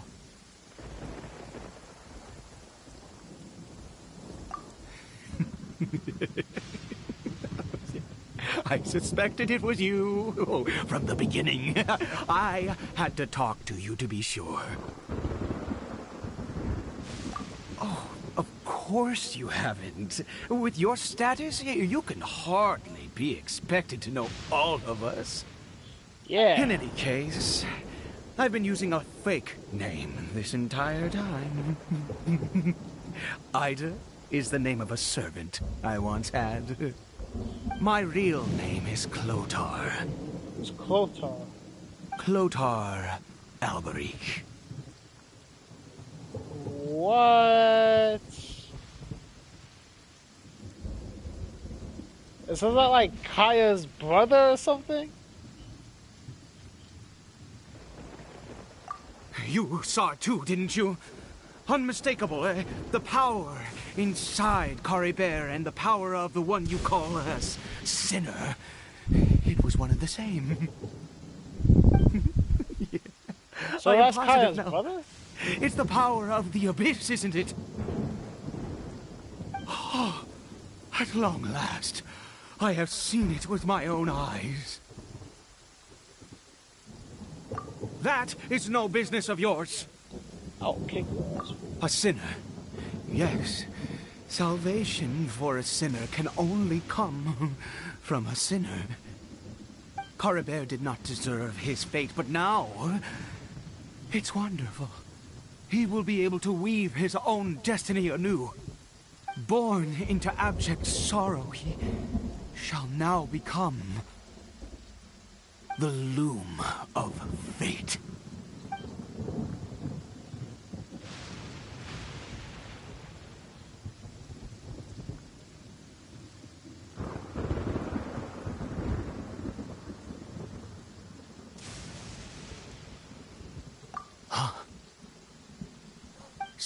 Master. Dangerous. Yeah, what is Oh, I never imagined that you, of all people, would deny the Abyss. How ridiculous! We once believed that you would bring new strength and hope to Conria. To us, you were the Abyss. A wondrous mystery far beyond our imagination and comprehension. And the one who controls the Abyss can control everything. We yearned for that future. We looked to you to take us there. But what did you bring us instead? Oh, Princess of Conria. You mean Prince? Why did he just call me? Nani?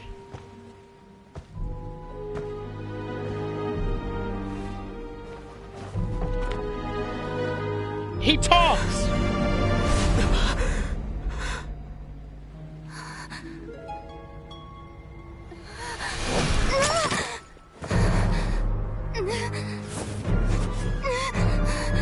Traveler! Hey, Traveler! Traveler! What the heck just happened? Ah!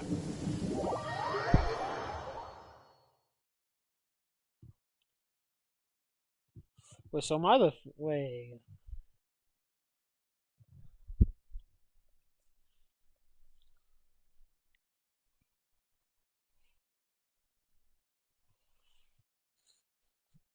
And who was calling me?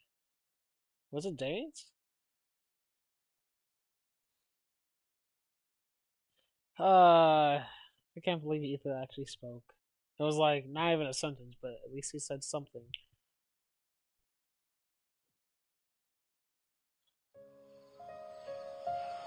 Now what? You're awake! Oh, thank goodness you're awake! Paimon was worried sick! Traveler? Traveler? Does he remember anything? What happened while you were unconscious? I checked the ley lines nearby. It appears that the Abyss tampered with them, and they've been in turmoil ever since. Information and memories flow within the ley lines. What did you witness? You mean Clotar Alberich? After founding the Abyss Order, his faith in the Abyss led him to do a great many things. But the curse of immortality continued to torment his body and mind. And in the end, neither his faith nor the Abyss he worshipped could save him.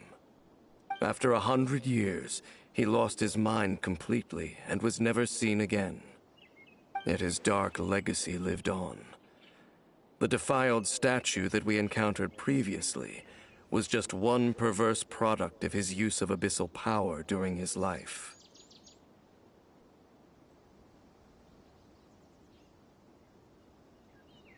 You could say that. She wouldn't be the Abyss Order's princess otherwise. Are you alright? You have a troubled look on your face. What happened?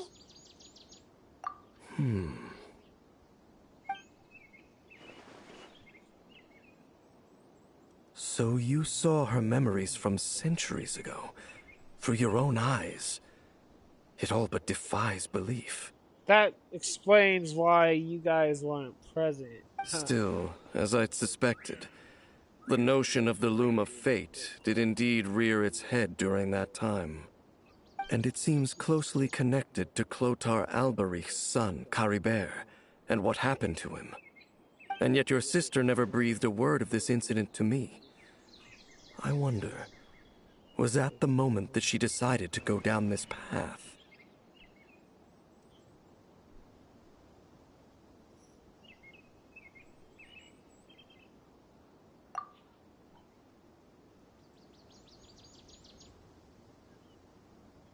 Indeed.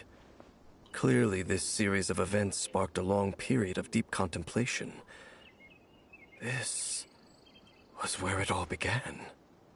Are you sure? Because I feel like you guys said something similar in Mondstadt during the last Wind Boom Festival when I first saw this. What is it?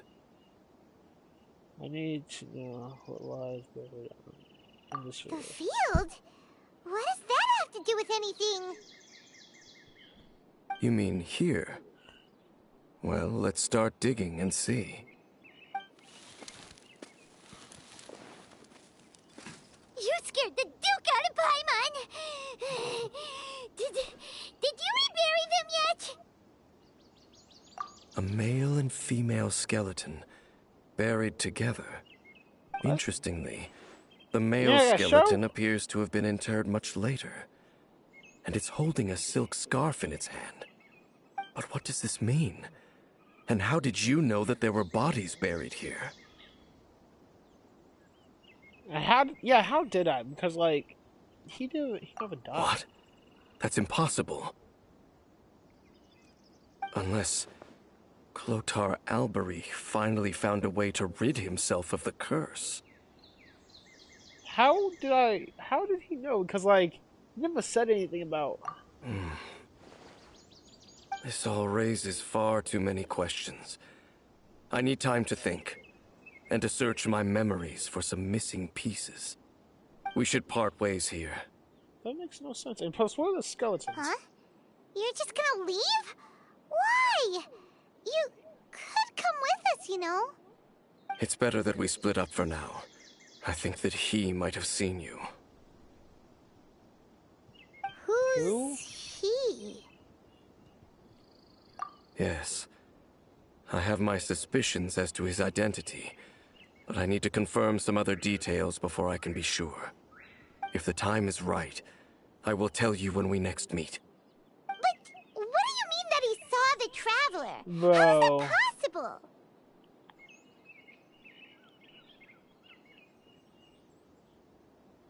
I fear that while these things would limit anyone else, they are no obstacle to him. What? Why? What is he? All right, let's leave it there. Get some rest. Oh, bro, this would piss me Goodbye. off. First of all, how did he know that there were skeletons under the ground when, like, there was no, like, there's no question or, like, there's no, like, reason he just, like, automatically knew he killed himself. Like, what? Unless the plants he buried was growing somehow had tied into that. Okay, that's not even that. Okay, if somehow he knew that the mushrooms he grew helped kill himself, then or help end it. What's more? Okay, let me think, because I can't think. Okay, so the mushrooms he grew, it would make sense if that broke a curse on his immortality. But like that, there was no like implication or anything that like really told us about that. That's the only thing I can think of, considering that he somehow just dies or his bones are found at this field where the same mushrooms are grown. Okay, that I can understand, but the other thing is the sinner. Who is he, bro? And by the time they tell us who he is, I'm going to forget everything about the story quest. You know why? Because it's going to be like 3 months until the next one, if any. It might be even longer. I hate that.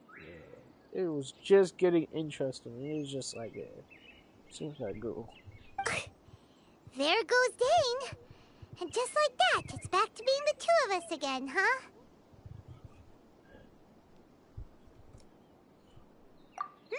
What is it? Huh?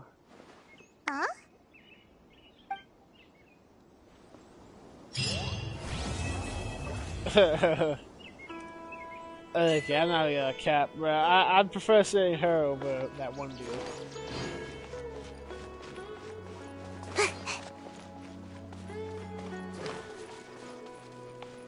That looks...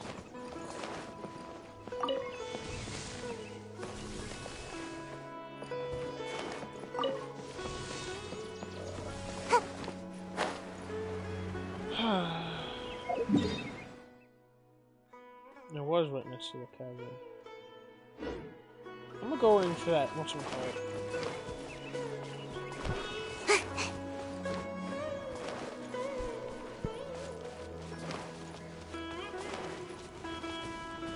That wasn't very cool.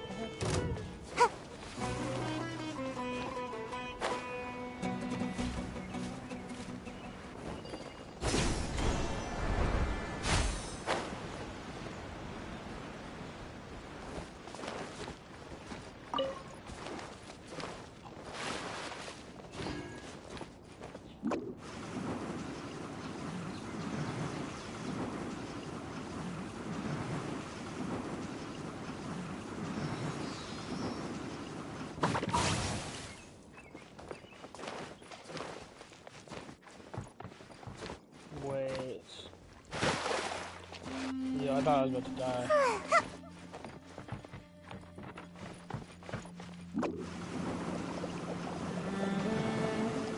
Can't touch me!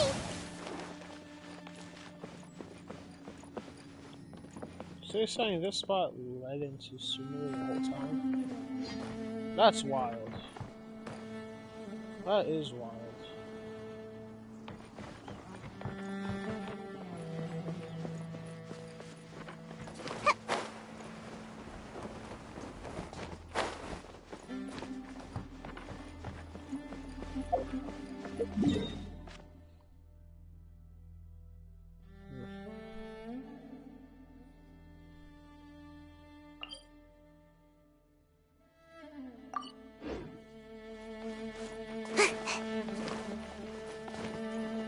I wish I knew that before, bro. So if I knew this thing would lead into the chasm, then I probably wouldn't have explored this.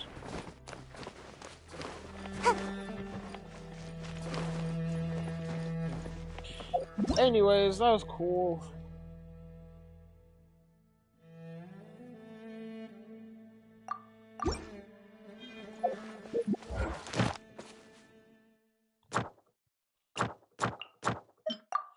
Ooh.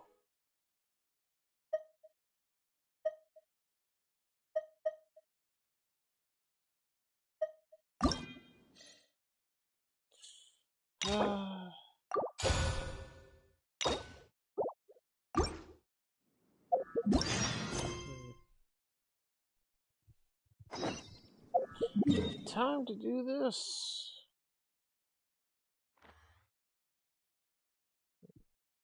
Guessing that's in there. This will be like an hour.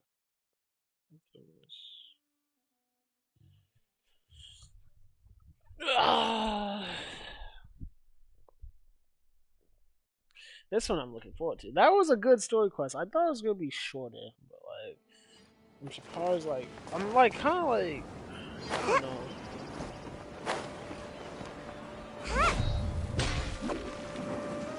Let's just get this. This is interesting.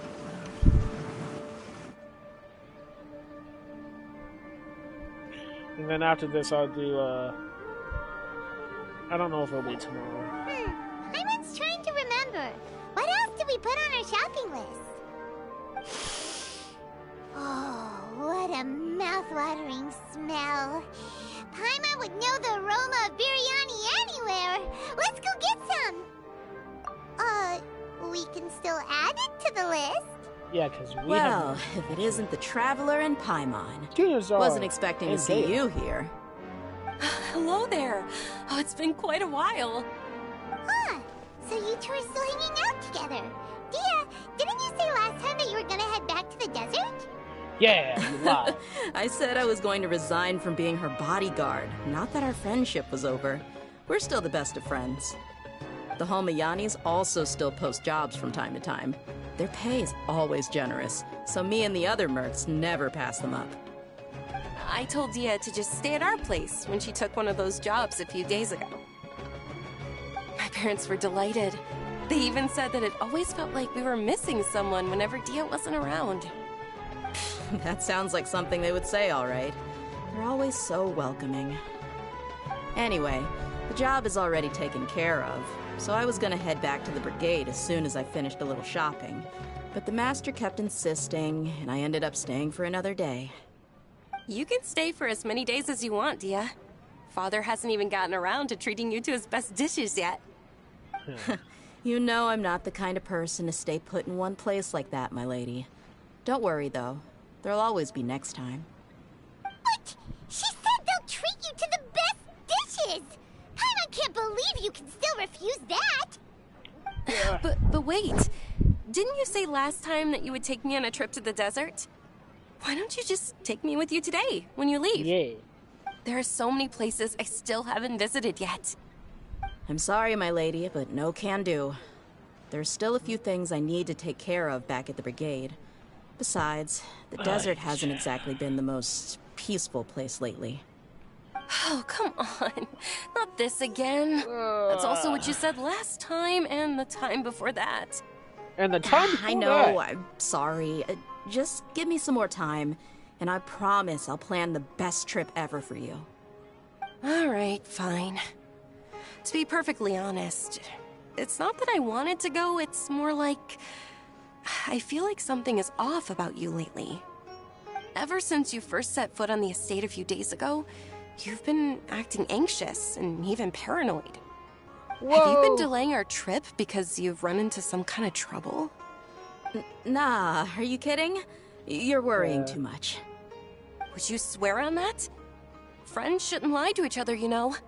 I wouldn't pry any further if you're willing to swear on what you just said. But if something really is bothering you, then just tell me. You know I'll help you however I can. Ooh, something. Yes, something. Looks like Dunyarzad was onto something. Yes. You're too perceptive, my lady. Seems I can't hide anything from you. I just thought that nothing good could come out of telling you about the messy happenings of mercenaries. Knowing too much only leads to more trouble. Mercenary life is a dog-eat-dog world where Mora reigns supreme. Everything operates on a completely different set of rules. That doesn't change anything about what I just said, though. We're still friends, and I can only support you if I understand what's bothering you. The problem probably isn't her. It's probably the other mercenaries. My lady, you're not gonna stop until you drag it out of me, are ya? All right, I'll share what I know. Let's go somewhere else first. This isn't exactly the best place for a discussion. Sweet, I can come along. Okay, let's talk here. Just try not to draw any extra attention. As you may already know, the Eremites have both a lot of mercenaries and a complex organizational structure. Many mercs are no different than me, just going around looking for jobs to earn some mora. My brigade is called the Blazing Beasts. We're not a large group, but every member is loyal and brave. However, not all Eremite brigades are like mine. Some are willing to cross all kinds of lines for the sake of mora. The most notorious is a faction known as Deshret's Relics. Deshret's Relics? Judging from the name, they must really look up to... I can't say that first one. Yep, you got it. I've heard that you've already crossed paths with Ain al-Akmar. They're one of the groups under the Relic's banner. Oh, you mean the group that tried to sell us the Divine Knowledge Capsule? Yeah, they weren't friendly at all. Still don't remember. Deshret's Relics is composed of many smaller brigades like Ain al-Akmar. The Relic's headquarters issues orders to all brigades under his control. On any other day, I would want nothing to do with them. Unfortunately, though, the brigade that's stirring up trouble now is none other than Destined al-Akmar. Dakan?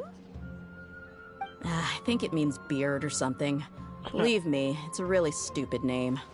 I found it insufferable for years.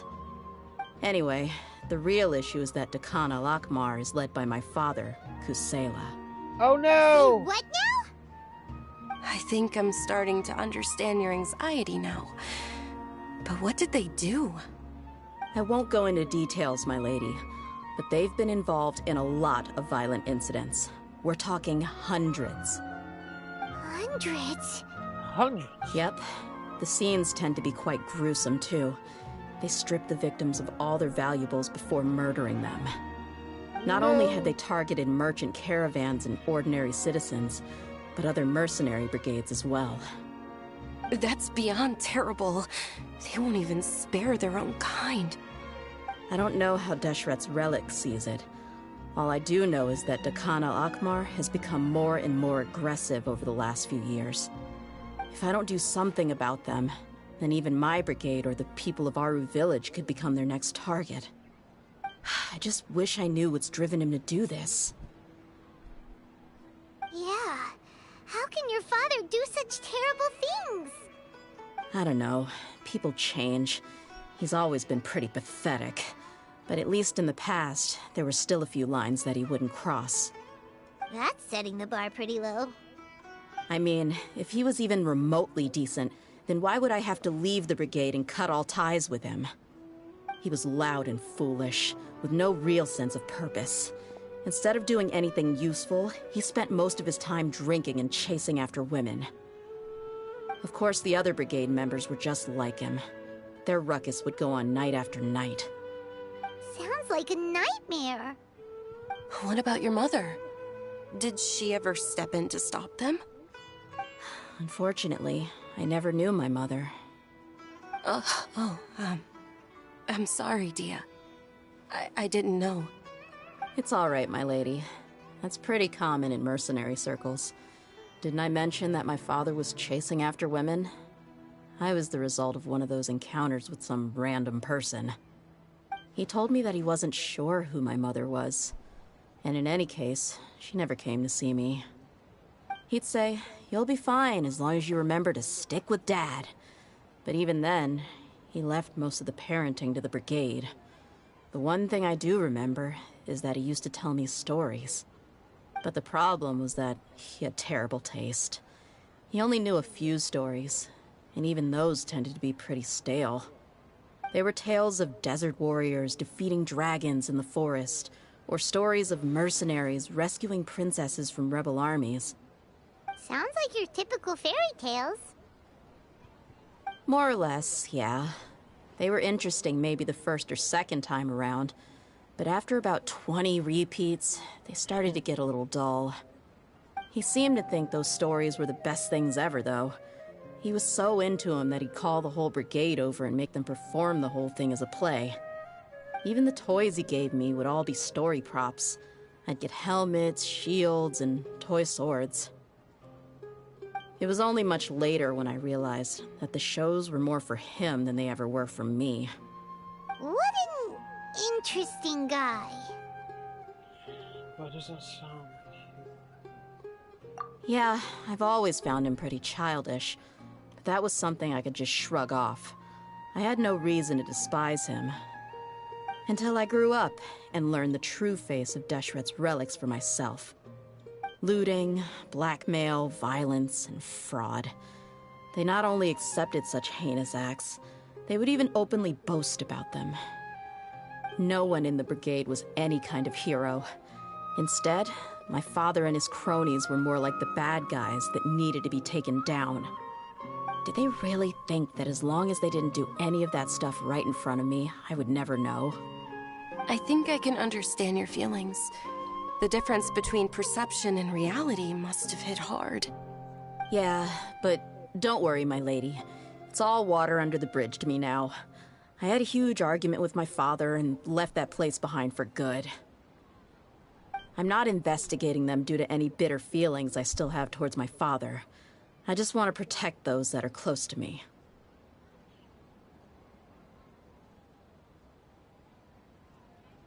Yeah, I told the boys to gather as much information as they could.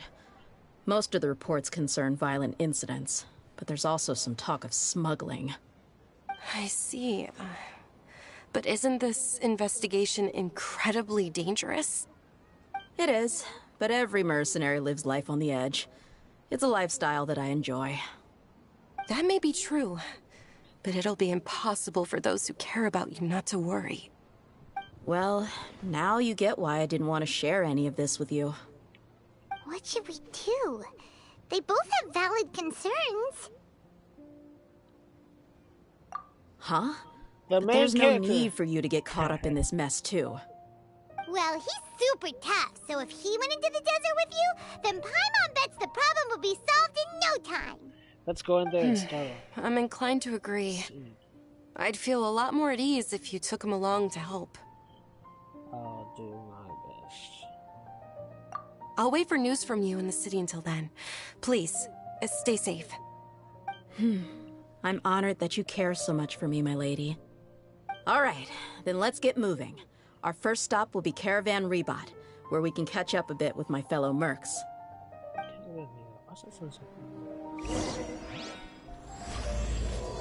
Okay. Oh. Please be careful. I'll stay in the city and wait for news from you. Just don't do anything reckless, all right?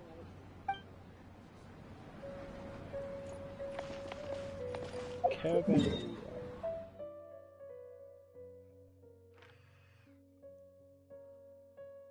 Something about another caravan. There's something similar to the name that wasn't Rebot. Oh, whatever.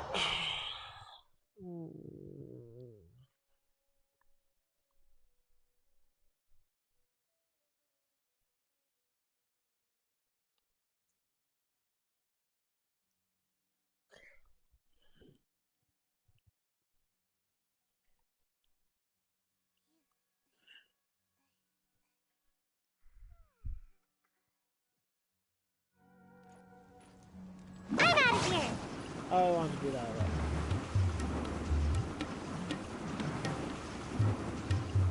I feel like Dehya's Storyquest will be kind of one of those sad ones. Hey, Dehya, you're back. Are these two friends of yours?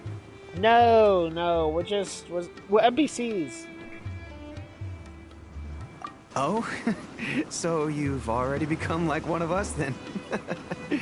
Well, that's good to know. Anyway, since we've got a newcomer, let me fill you in on what the Khan al-Ahmar's been up to lately. They've become extremely aggressive. Apparently, even their own now have become acceptable targets. They even attack other relics brigades, just the same as any other mercenary brigade. Even the most ferocious beasts still protect their own. But it sounds like they've thrown that straight to the wind. That's right. Once they've collected enough loot off the other mercenaries, they sell it off to a different brigade, or turn to merchants on the black market. A portion of their profits is immediately exchanged for more food and weaponry to be used in their next violent operation. That's terrible! Yeah, that's and dumb. it really makes you wonder why they're so desperate for Mora. Think about wait, Hans. From my understanding, let's say, bro, they're attacking a caravan, taking literally everything, selling it, just to get some more stuff. What? That's like saying, bro, that's like going to you and a friend. That's like going to a friend. Okay. That's like selling candy. Oh no, it's like that. It's like selling some Smarties to someone to get some. Yeah, I got the concept. I just can't say it. It's like selling sweet candy in exchange for chocolate candy, and then selling that chocolate candy to someone for some money. That's what it's kind of sounding like to me right now. That's what it is. Like, what? A few days ago, Isham and I trailed them for a while, and even disguised ourselves as merchants to conduct trade with them. We were able to learn a few things from the exchange. Rather than saying they're out to plunder and hoard Mora, it'd probably be more accurate to say that they're experiencing an internal power struggle. Wait, a power struggle? You heard me right. The vast majority of their victims are mercenaries from the other brigades of Deshret's relics. If their only goal was Mora, they could have gone after anybody. The targeted nature of their attacks points to a power struggle between the different brigades within the relics. That's the only plausible explanation we have. Unfortunately, we weren't able to find out anything more specific.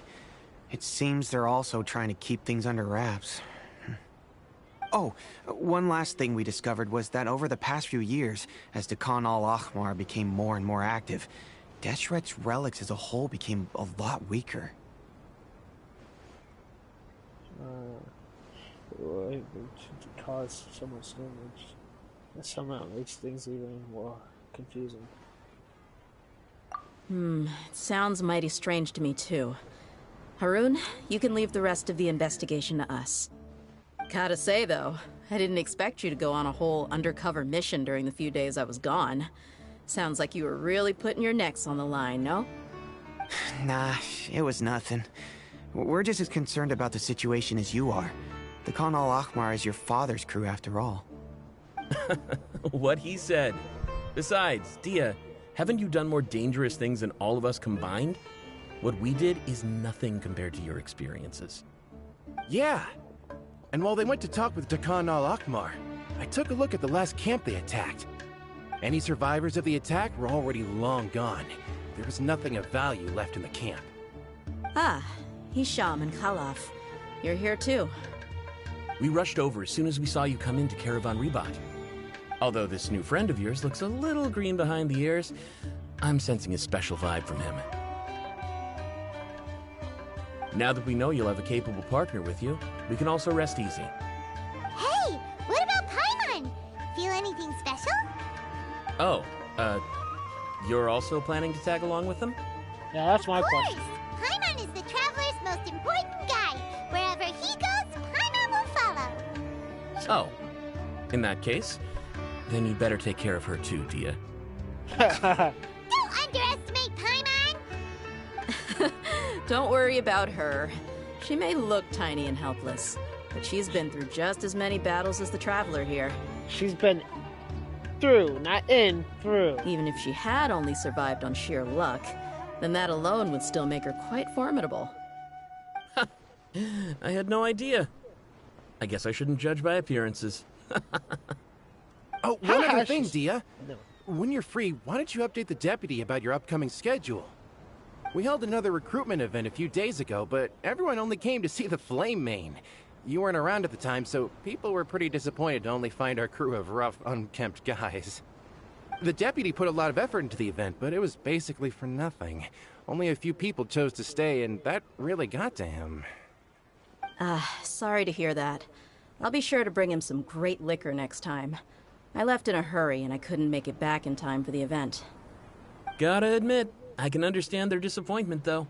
You're our brigade's main selling point, after all. Now, if only the deputy could figure out a way to bring a few more smoking hot members into our ranks. Keep dreaming. Remember the last time I invited a couple gals into the brigade? You all just froze up with your mouths gaping like a bunch of scarecrows. The awkward silence and weird expressions left quite the impression on them. They were originally interested in joining us, but after that, they both told me they were too uncomfortable to stick around. Hey, didn't we agree to never bring that up again? Huh? Wait, are you serious? Why have I never heard about this? I don't think you were part of the brigade yet. Are you kidding me? I missed a once-in-a-lifetime moment like that and you weren't even gonna tell me? All right. We can tell you about it later. Now's not the time. Hey, don't you try to change the subject. You and Hisham get your butts over here and tell me everything right now. I like that guy. Too bad he's an NPC. Are they always like this?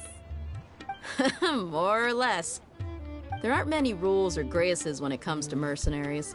We're used to just speaking our minds. If someone starts getting under your skin, you just yell right back at them. And if that doesn't put an end to it, then you just challenge them to a fight. But we also don't tend to take many things too seriously. Being direct and getting it all out of your system as soon as things come up is better than keeping everything bottled up, never talking about it. I like what they did here. I like what they did here. It's like a scene from an anime. That's also why I never spare their feelings when I talk to them. If I want to laugh, I'll laugh. If I'm angry, then I'll unload on them. It's hard to stop once you get used to it. Though, I can never do that when I'm with the Homayanis. Hey, knuckleheads! Can you at least tell me the rest of the intel before you go back to your bickering? Yeah, you hear her, Khalaf? Told you we gotta focus on the investigation first. I drew up a map. Right here is the spot. There you'll find the merchant caravan responsible for getting rid of the Khan al-Ahmar's looted goods. All you gotta do is wait and ambush them in the evening. they'll have no idea what hit them. Perfect. Thanks for that. Be sure to pass my regards to everyone else in the brigade as well. Will do. You stay safe, Dehya.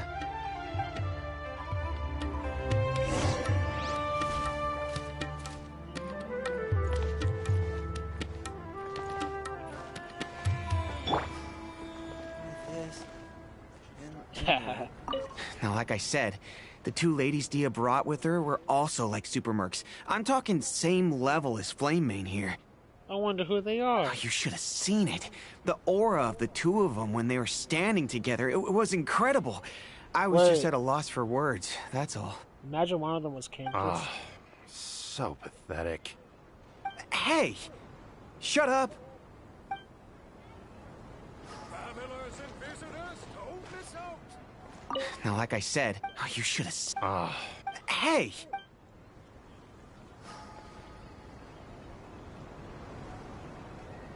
I'm trying to think of who those two might have been. I'm pretty sure one of them was. It would make sense if one of them was.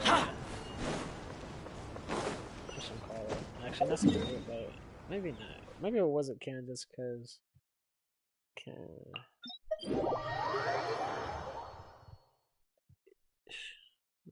It wasn't Candace. Dang.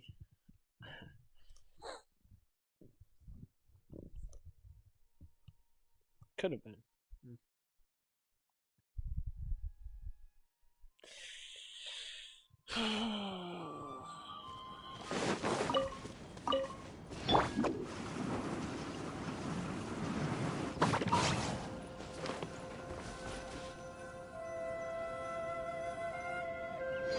This should be the place. Let's find a spot to hide and bide our time.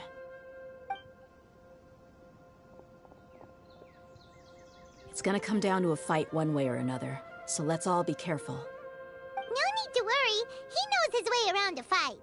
Do you? I'm not worried about that. What I meant is that we probably shouldn't go too hard on the enemy. After all, we still need to get information out of them. For some reason, I really want to see Simon.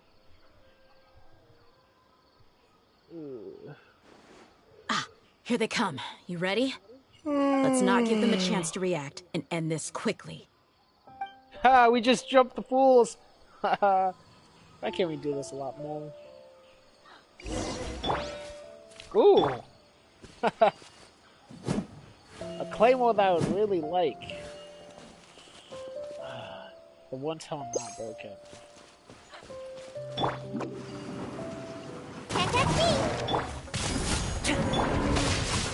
No, my sword!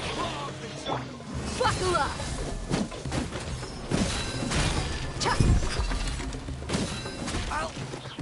Hi!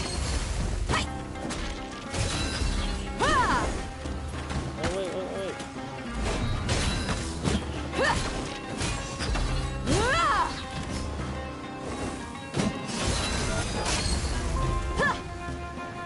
That could be Up your sleeve.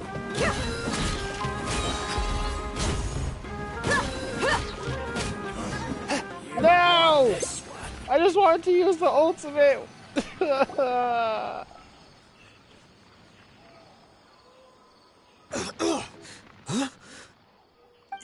You're the Flamebane. Good. That saves me an introduction. All right, time for a little talk. Are you buddies with Dakana Lakmar now? Tell me, what are they after?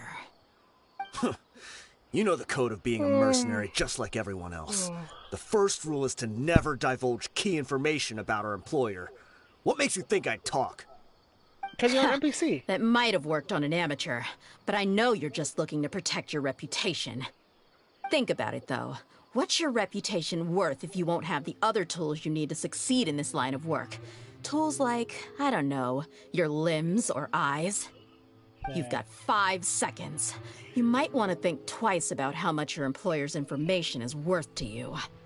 Whoa! I'm not joking around. We can do this the easy way or the painful way. 2 seconds! I'll save you the trouble. What did he do? Wait. Huh? Are you crazy? Wait, they actually did it. What the He tried to bite off his own tongue. Quick, search the area for any first aid supplies. Oh, it's not he. Okay. I thought he cut off his arm, bro. Like, what? His tongue, bro. It literally showed it too, bro. Like, bro, that is wild. That is wild. Bro, I was actually hyped, bro. I was like, wait, did he actually do it, bro? The suspense I felt was like, wow. I thought he actually cut off his arm because it only showed one of his arms, and then it showed the camera hitting the floor. So like, I assumed he cut off his own arm. Dang. It would have been so dope if he cut his own arm off. Definitely didn't expect him to go that far. Thankfully, the wound wasn't too deep, and he just passed out from the pain. Did he cut off his arm or bite his tongue? Like, what did he do? Why would he be so extreme? Yeah, he's an NPC. I just wanted to test his mettle. You can get a lot of mercenaries to talk just by threatening them. I didn't expect him to be willing to go through so much pain just to deny us some intel. Well, we're a he's weirdo. out cold for now. We could wait for him to wake up, but maybe it's not a good idea to interrogate him any further. What should we do? WNPC right there. Yeah, don't worry about it. It'll be a waste of time to interrogate him again after that. He might just hurt himself again if we start asking. There are lots of goods around here. Let's search the area. Maybe we'll be able to find something. I'm really sorry. W kicked him. Wait, so he didn't lose his arm.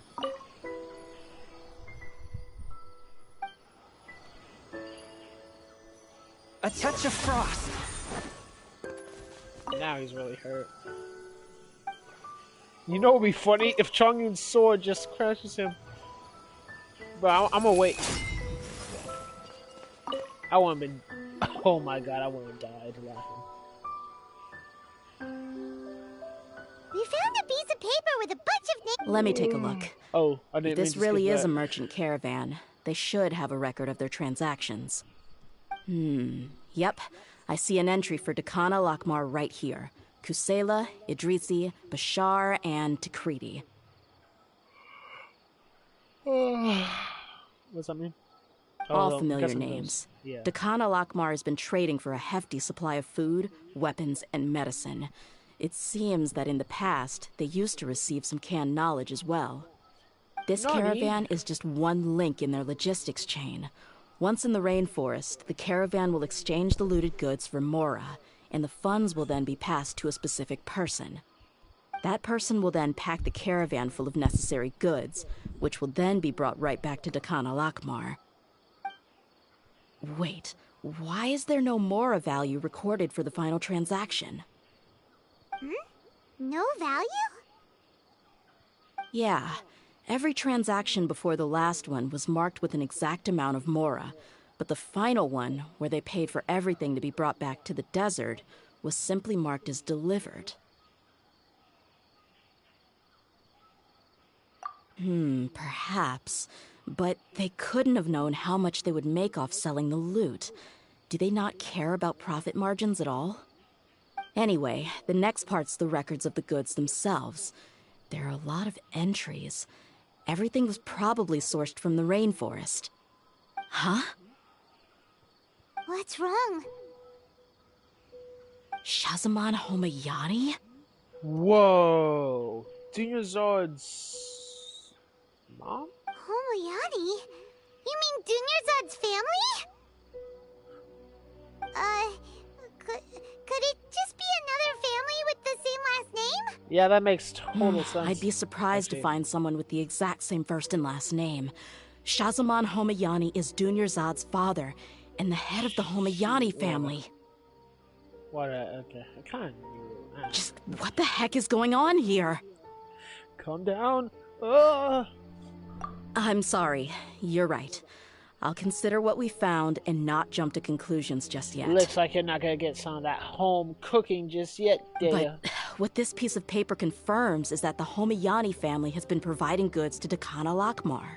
Nani? What if the Homayani have been kept in the dark and don't know they've been trading with Dekhan Ahmar. That's very unlikely. That's a possibility. But if that was the case, why is this caravan specifically named Shahzaman as their person of contact? They could have just as easily bought goods such as food and medicine directly from Caravan Ribat or Port Ormos. If whoever was actually aware of this, then perhaps he's been supplying the brigade's operators this entire time. Yeah, funding violence and looting. The brigade gets the goods, and he is paid the proceeds from the sale of the loot. No. So that's how they're rich. Why would he do something like this? It's not like the Homianis are in need of money. Unless... I honestly have no idea. I've been to their estate many times, and I've never noticed anything suspicious. The only potentially large expenditure I could think of would be the treatment costs for Dunyarzad's Elazar. Maybe they borrowed a lot of Mora in the past? But that's still just a speculation. I don't think the Master would stoop so low to make Mora. I don't think Dunyarzad knows anything about this. You're probably right. I know my lady's personality, and she wouldn't deliberately keep something like this from us. But what should we do now? All we found is just another mystery. Oh, if we want to get to the bottom of this, we won't be able to turn back. If you ask me, we already have no choice but to confront her about this. Who? I'm not worried. It's too early to make a verdict yet. I still have faith in the Homianis. Let's go find my lady again.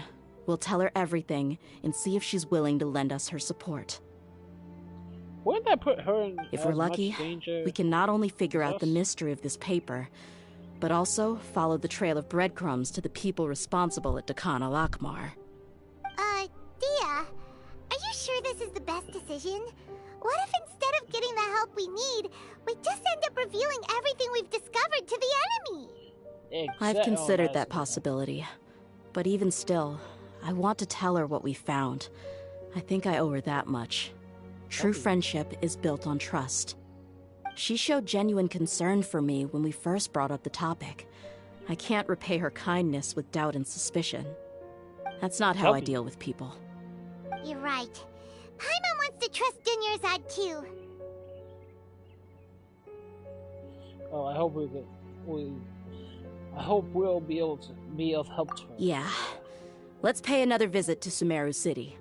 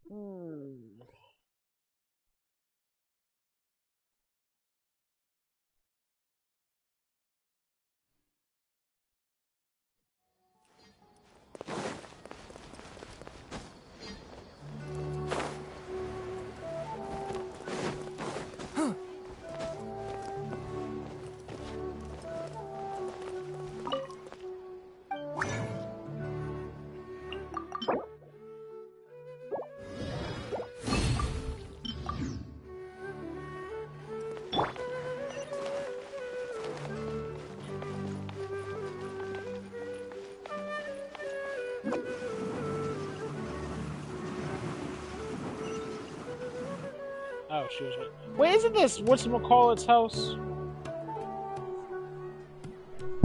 We're back, my lady. Oh, you're back a lot sooner than I expected. You mustn't have run into any trouble then. Well, how did it go? What did you come up with? Isn't that freaking Al-Haytham's house? Actually, we are still investigating. It's just that we've discovered something strange. I see. The clues you found have led you back here, in the city? Something like that, yeah. You all look a little dispirited. Whatever you found must not have been very encouraging after all. Why don't you discuss it with me? Maybe I'll be able to say something to cheer you up? It's okay, my lady. It's not so much about me being upset with my father or anything like that. How should I put this? So something is wrong. Even the Traveler and Paimon have been uncharacteristically quiet. Well, the Traveler is always uncharacteristically quiet. Uncharacteristically? On any other day, Paimon would have already waved to me with a smile and shouted, Dunyarzad, we're back! Yeah, that sounds okay. So tell me, what happened? Well? My lady, please prepare yourself for what we're going to tell you next. It concerns the Master. The Master? You mean my father? Okay, I understand. Don't worry about me. I'll listen as attentively as I can.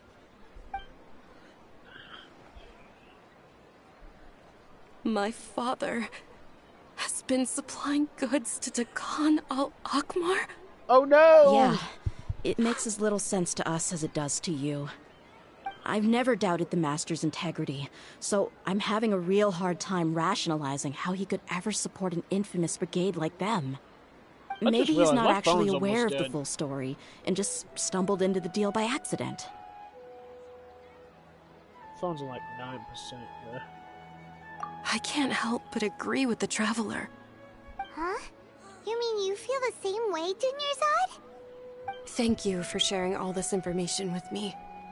Since you've told me everything you know, I should also tell you about some doubts that I've been harboring for quite a while. In the past, I thought that my father hired a bodyguard for me so that I wouldn't run away and get lost. However, there are plenty of capable mercenaries in the Corps of 30. Why did my father go out of his way to hire Dehya? Oh, you're saying she's not worthy enough? Well, the Homayanis really needed bodyguards, so they reached out to the Blazing Beasts. Later, the Master told me that I was one of the best mercenaries he'd ever seen, and that I should stick around to become one of his bodyguards. He offered me a pile of Mora, so I just signed on. Well, but that didn't really answer my question. Just think about it. Why did my father specifically reach out to the Blazing Beasts? Maybe the Corps of 30 just didn't have anyone available, or maybe someone recommended us. I've never given it too much thought.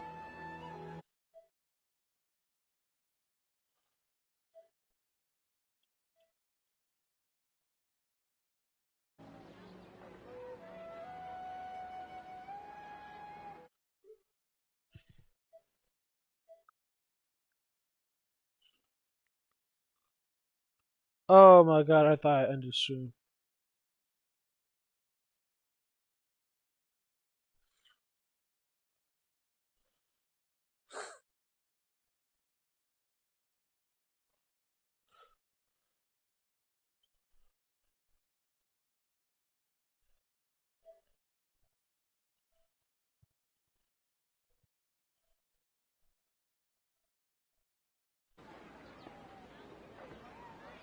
I think I get what you're saying. You think none of this was a coincidence. Precisely. At first glance, nothing seems strange or out of place. But there are many parts of the story that don't actually make any sense. If my father had always been in contact with Dakan al-Akmar, then it would make sense for him to bring Dehya into our house. You mean the goal all along was to get Dehya to be your bodyguard?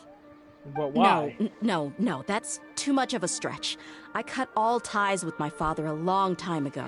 Oh, he has no control over my life anymore. So that means his father, her father, wanted to, what's it called? Dunyarzad's, Dehya's father, like, I don't know, talk to Dunyarzad's father? Basically, Dunyarzad's father wanted Dehya as a bodyguard because Dehya's father wanted that to happen, I guess.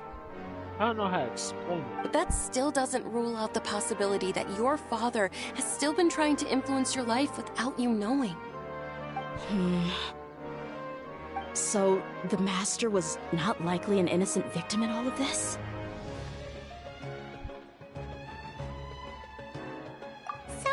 put all this on you so suddenly, Dunyarzad. It's okay, Paimon. I should actually be thanking you. Regardless of his reasons, if my father has truly been funding a violent group of mercenaries, then it's my duty to bring him back to reason. But is that really the right thing to do? My father has committed many atrocities and deserves all the punishment that he has coming to him. I have zero sympathy for him.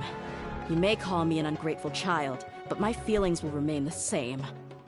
However, the Homayani family has treated me with nothing but generosity and kindness. Maybe that's why. Maybe Dehya's father wanted Dehya to be a bodyguard for that family specifically so she could have an easy life. But it's just my thoughts. If we decide to investigate this further, we could end up implicating the entire Homayani family. I would be biting the hand that's fed me over all these years. Dehya.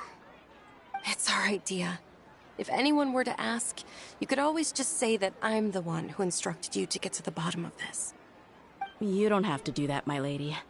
I'm not conflicted because I'm afraid of taking responsibility.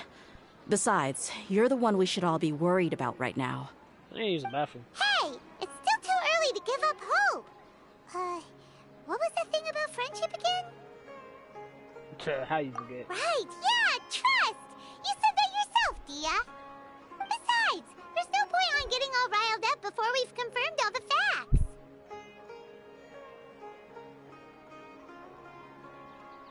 Thank you, everyone. That makes a lot of sense. I guess I should always remember the trust that I've placed in people. In which case, my lady, could you ask the Master to come out and have a chat with us? Sure thing. I also hope he'll be able to give us a logical explanation. Let's meet at the usual place then. Usual place? Ah, right! Ah, my toe!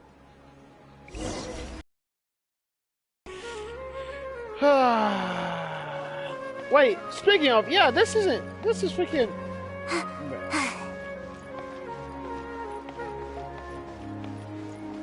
This is definitely freaking... Bro, I'm literally gonna... Okay, listen, I'm going to go back and watch my previous streams, I hate them stories, and look at this, because I know for a fact that's the house.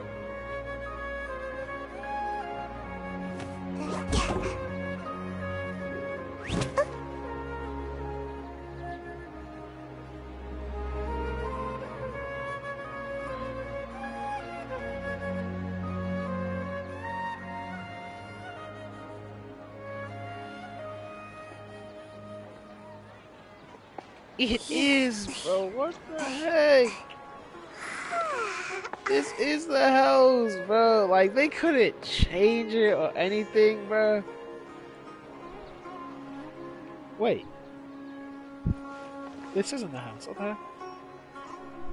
What the heck? Oh, I'm tripping.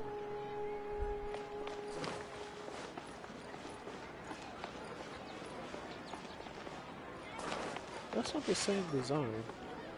Wait. It is the same design! I'm stupid! What the heck? It's the same design and everything! Bro, like, they couldn't change the freaking house, bro. Make my escape.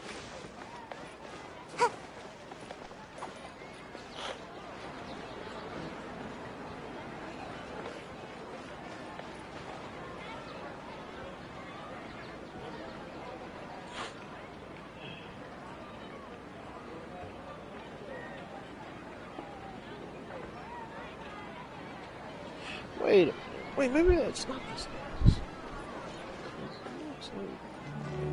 Make my escape. Oh, maybe it's this one. All these houses are freaking sick. Yeah, that's the house. Cause I'm... What's stuff from that?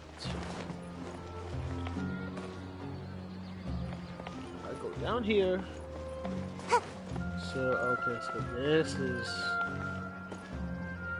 is the house, and you can't go in it, like, bro, that's kind of wild. You can't go in this house.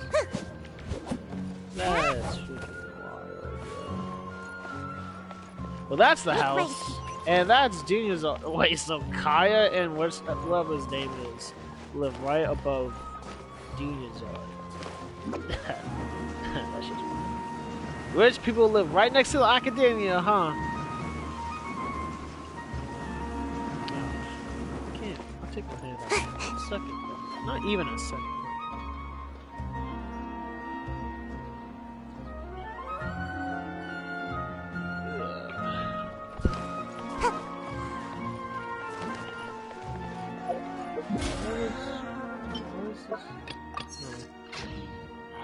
Yo, today's Monday? Oh, shit. The only reason I realized because it says 6 days on.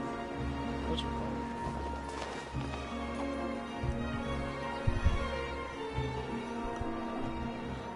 Thank you for coming, sir. Please allow me to introduce these two. This is the beard. Traveler, and next to him is his travel companion, Paimon.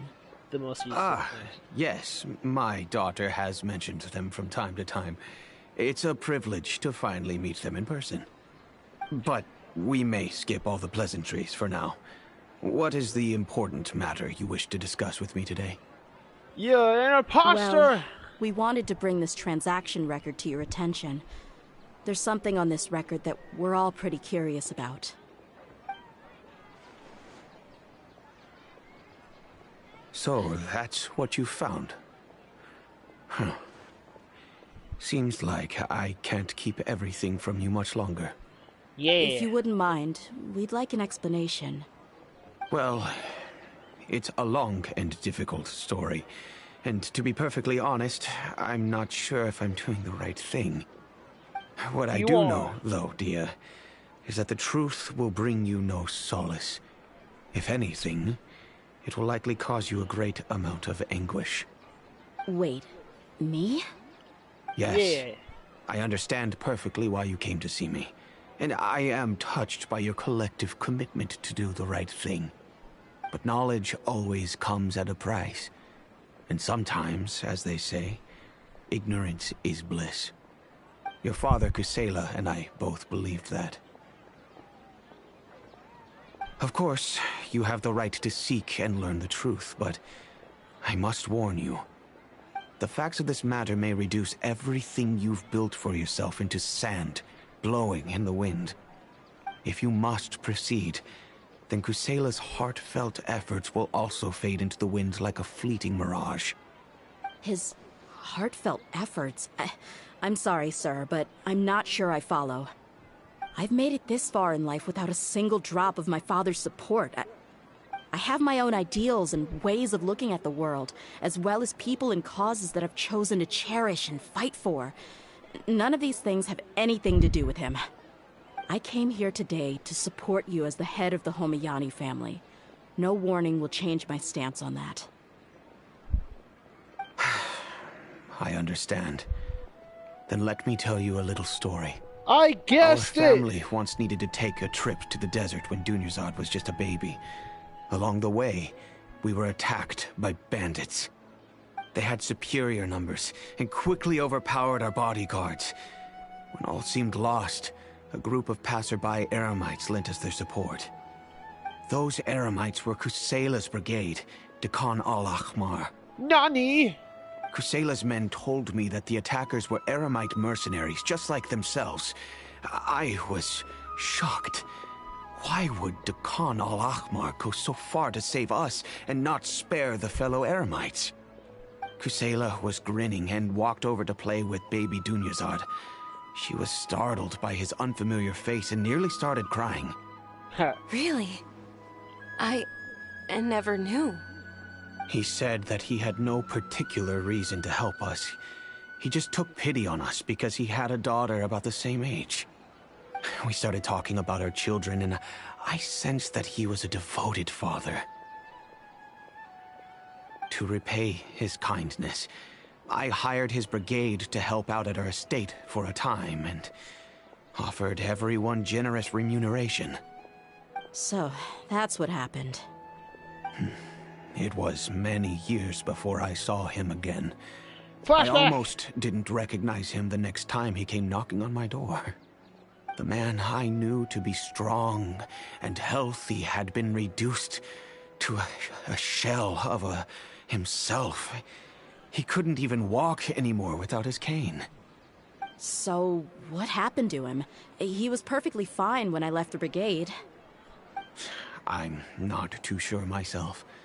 The only thing that didn't change was his cheery disposition. He said there was absolutely nothing to worry about and that he had gotten into a fight. That was all.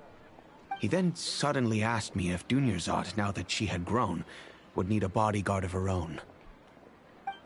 At the time, Dunyarzad was going through a particularly severe bout of her Elazar. There was no need for her to have a bodyguard when she could barely leave the house. But he kept coming back to the topic. Come on, it never hurts to be safe. How do you know a bodyguard won't come in handy one day?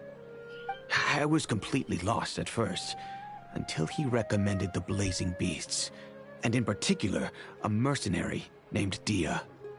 So he was the one who recommended Dehya to you. I knew it! Indeed. He didn't say it out loud, but it was clear that he saw Deshret's relics as an evil group who would eventually corrupt every member in their ranks. He was already beyond redemption, but he hoped that he would be able to detach his daughter from the vicious world of mercenary life. If Dehya could stay in my house and keep working as a bodyguard, then gradually her affinity for the desert would decrease, and she'd be able to leave her previous life behind. And that's why you offered her such generous compensation?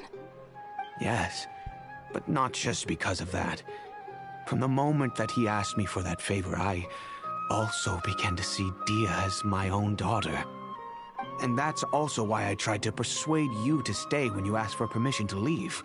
I was willing to spend however much it took.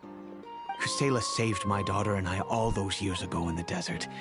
I could never refuse him entrusting his daughter to me. He was always like that, acting like he's oh so smart and self-righteous. Kusela said that he'd reimburse me for a portion of Dehya's fees. I refused to take any more from him, but he'd always send me funds anyway. Eventually, I just accepted them as a token of his gratitude. And that went on for a while until I received another letter from him a few years ago. The letter contained a request to help him buy food, weapons, medicine, and even explosive materials. Nani? Wait! Isn't that around the time that Dakan al-Ahmar started becoming more aggressive? That's right. When I started to hear some nasty rumors, I became wary. I wanted to meet him face to face to discuss things. But by then, he was no longer receptive to my requests to talk. If I had to guess, it's probably because he doesn't want to put Dehya at risk. By the same token, he should have also stopped asking you for the tips. That thought occurred to me as well. I figured that he probably came to me for help because he had nobody else to turn to. My phone's about to die! After some deliberation, I decided to send him some food and medicine. I turned down all his requests for explosives and weaponry. I am aware that even such a reduced gesture of support could lead to others coming to harm, but I could not simply reject his plea for help. In the end, it probably was the wrong decision. I plugged my ears to the rumors and just chose a solution that made me feel least guilty about myself. If you can, please tell me where he is now. None of the things he's doing right now make any sense if he's just trying to keep me from getting tangled up in his world. If all he wants to do is steer clear of me, then maybe he shouldn't have brought me into this world in the first place. That's taking it a bit far, if you ask me. Please don't feel that way. I'm just angry because I can't wrap my head around any of his actions. What's my... Oh. Maybe there's another way of looking at this. Can you try... I don't know. I really don't know. I don't think I can do it. Ah! But I guess you do have a point. We haven't uncovered the whole truth yet. We still need to figure out his exact actions and reasoning for these last few years. I'll do my best to help. Of course, anything between the two of you would need to be resolved between you and him alone. I don't know Kusela's exact whereabouts. Outside of supplying his brigade with some goods, I tried my best to avoid getting involved any further with him. However, there's a man on the list named Jawed. He used to be a mercenary in the desert and is now a member of the Corps of 30. He's responsible for supplying weapons and liaising with the Dekhan al-Akhmar's merchant caravan. I think he should know Kusela's whereabouts. I've heard that he likes to have a few drinks alone and enjoy the cool wind at night outside the tavern. Maybe you'll be able to find him there. Understood. Thank you, sir.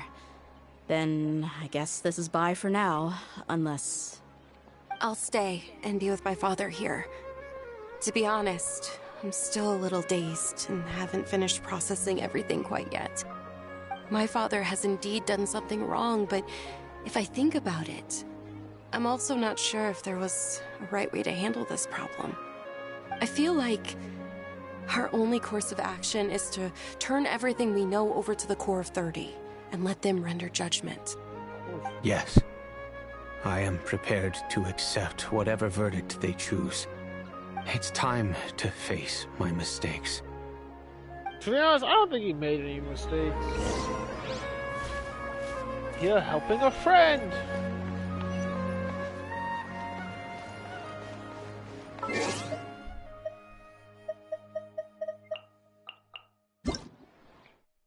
Not this.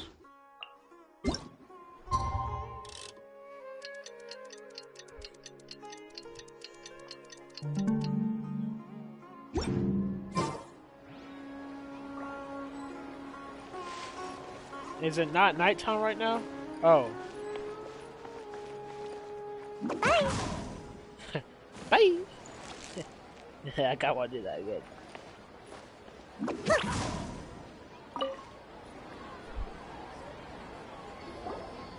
Huh? Who are you guys? Eh? Who are you guys? I know what you've been up to. Smuggling weapons to violent brigades in the desert while working for the Corps? Pretty bold, if you ask me. Shh. Keep your voice down. Look at his How do you mustache. know all that? Come with me. We should take this elsewhere. I'll be happy to talk things over once we're somewhere private.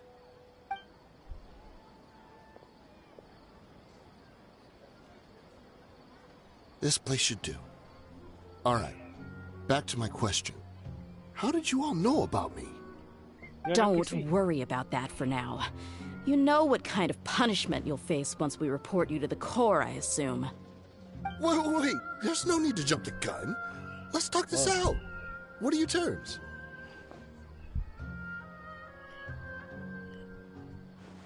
So what's in it for you anyway, Mora? Well, I was a little tight on money at the time, and Kusela took good care of me in the past. I weighed it in my mind, and I couldn't find a reason to turn the opportunity down. I wouldn't only be helping my benefactor, but I could also make some quick Mora. Let me tell you how it is. We're investigating Dekhan al-Akhmar, and we're gonna put an end to their operations.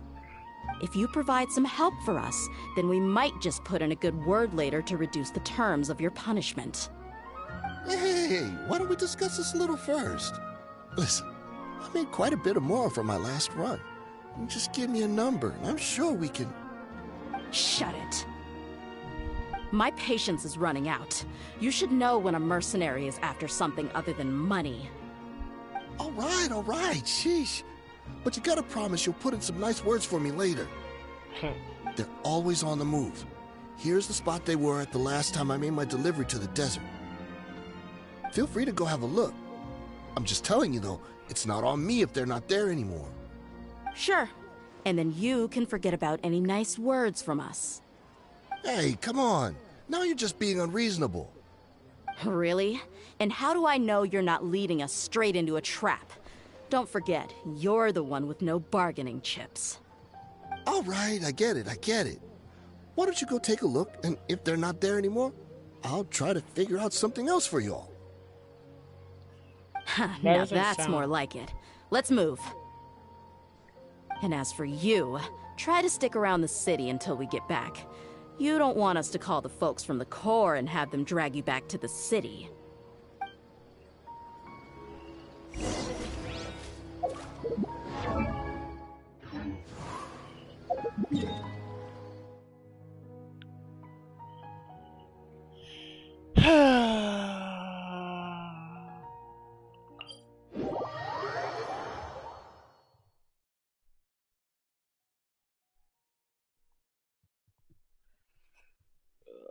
Ay, ay, ay.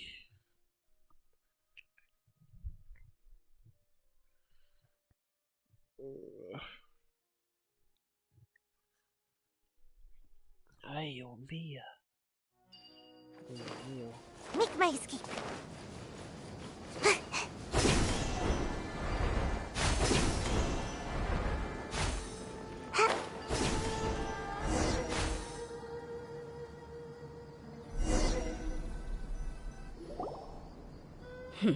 Seems like we're in luck. That should be their camp right up ahead. Let's go. We'll finally get to the bottom of this ourselves.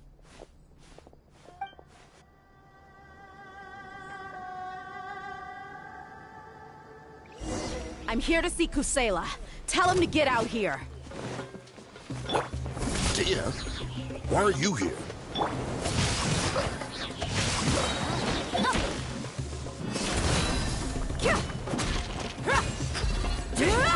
That! Where do you think you're... Take that! Oh no!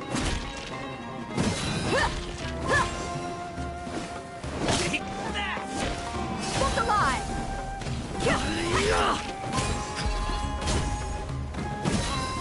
Take that!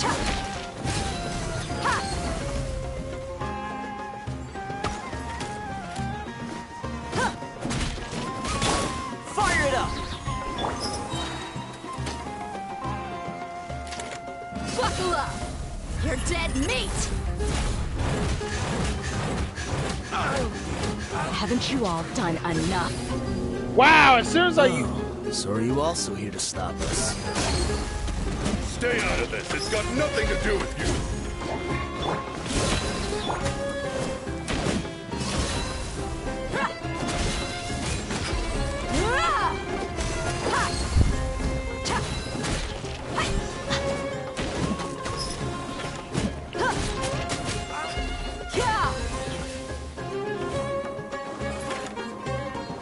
Take that! Look alive!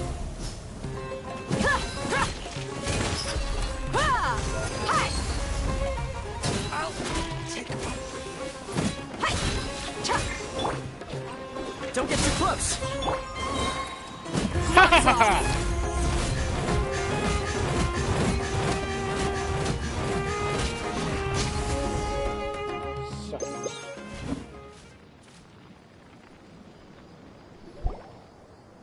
No, she's so strong. She took all of you. Enough fighting. We all know each other, and I don't want to take things too far. Just bring Kusela to me. There's no use hiding him anymore. Did you understand a single word I just said? Or do I need to bash your skull in some more? All right, everyone, let's all just calm down for a second. Yeah. Dehya, the boss can't come out and see you anymore. He died a long time ago. What? Seems like you've been out of the loop for a while. Guess that's for the best, though. At least, that's what the old man wanted. When did he die? What happened to him?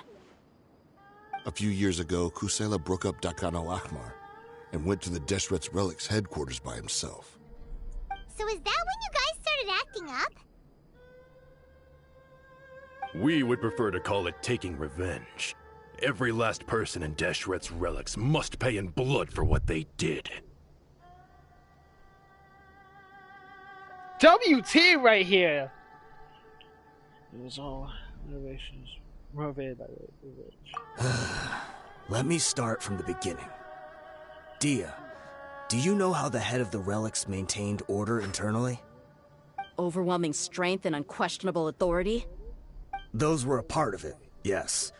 But just those on their own weren't enough. They had another tool at their disposal. They called it a person's record. Regardless of whether they joined by their own will or were coerced, every person in Deshret's relics were forced to leave a record of themselves at headquarters. Whether it be their deepest sin, some unforgivable act, or their most immoral exploit, the record served both as a symbol of loyalty and the perfect material for blackmail. That's precisely it. Every one of us have a record. Me, Bashar, Tikriti, and all the boys who grew up with Dehya and ended up joining our ranks.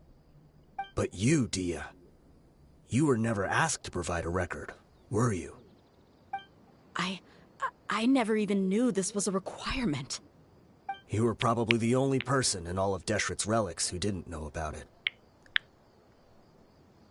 Ever since you were born, Boss had been trying to shield you from this organization's sinister rules. Not only that, but he also banned all of us from committing any nefarious acts. He said he'd take care of the dues we had to pay regularly to headquarters.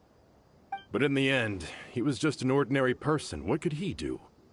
He was forced to go to headquarters again and again to account for missed dues and incomplete records. He'd come up with all kinds of excuses and get beaten up as a result. We all knew he was doing that for you. He wanted to get you out of this world, no matter what it took. And that's why he became a shell of himself and couldn't walk without a cane. Wait, but that doesn't make any sense. I didn't know about any of this, and I'd never seen him get injured or beaten. Because you were too young at the time. How would you ever tell between wounds from a beating and wounds from battle? When you left home after that final argument with him, he seemed to age by a decade overnight. Even his hair went gray. So, even the blazing beasts were... Yep. It was all his doing. Had he not arranged them to come to you, you probably would have been reduced to a pulp before you ever left the desert. A few years ago, Boss said he needed to make another trip to headquarters. He was already pretty weak then, and we all assumed he was going to get beaten again. I suggested that he hand the role of leadership over to me, but he said there was no longer any need, since the Khan al-Ahmar would soon be no more. His words made no sense to me, but that night, we heard that a massive fire tore through headquarters and razed everyone's records to ash. Everyone gained their freedom that night. Many members fled, not just from our ranks, but from the other brigades as well. But how could we leave with a clear conscience? All of us who knew exactly what had happened. The boss can't have just died for nothing. Those heartless jerks at headquarters took him from us. From that point on, the sole purpose of the Khan al-Ahmar became revenge. The big fire that Boss started was quite a blow to headquarters' strength. It's given us the opportunity to launch our attack. Even though we're outnumbered, we vowed to see our revenge through to the very end. There were people from headquarters who changed their names and went into hiding. Some fled to other brigades, and others escaped to the rainforest. But we won't let any of them escape our wrath. They'll all pay for what they've done. We've suffered plenty of losses as well. To keep going, we need an enormous amount of supplies, from food and medicine to weaponry and explosives. All we can do is exchange our loot from Mora, and then use that to get supplies. We forged Boss's handwriting and sent out many letters to his former friends. Thankfully, many people were willing to come to our aid. We were also able to attract many mercenaries who shared our goal. We've endured unspeakable pain to win many impossible battles. Deshret's relics have become weaker and weaker, and now we finally have an opportunity to directly strike their headquarters. Paimon doesn't know what to say anymore. Starting to violence. Yeah, with more violence is rolling hard with this. You have any idea the amount of damage you've done?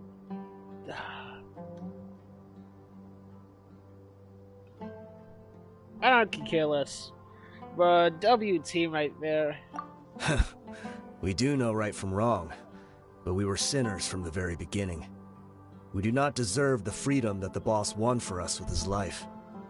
Boss always loved his old-fashioned hero stories. Those tales about sacrificing yourself to save the world. We used to always laugh at him for it. But in the end, he really went and lived those stories out himself. As for me, I never considered myself a hero. We're all the lowest of the low. We have no right to even imagine such an existence. But maybe those hero stories he liked foreshadowed everything that was to come. The spirit of the hero touched all those he had saved, and more people joined his cause. Maybe we were all just acting along with the play in the beginning. But as we acted the parts and recited the lines, we were drawn in. And now, we want to see the story through to the end. I'm sorry, Dehya. I know you always found us insufferable ever since you were young. Just think of this as a madman ranting. I'll go with you. Huh? Dehya? You want to go with them? Who? Why? What is he? What? I grew up with these guys, and I know they're not bad people. It's just that some situations get so bad that it's difficult to tell good from evil. All I know is that Deshret's relics must be destroyed. Furthermore, I want to go see the place for myself. I want to know if my father is still there. I know you don't want to get involved in this, so there's no need for you to tag along. I can do this on my own. Yeah, Paimon feels like we'd only regret it if we don't see this through to the end. Bro, the chair is like real. Thank you. We'll be a lot stronger together with you. I bet Boss would lose his mind if he ever knew you'd join us at the very last moment like this. Considering all the losses and injuries we sustained, we can't afford to turn down someone as powerful as you. He can think whatever he wants. But the fact is, I owe him this much.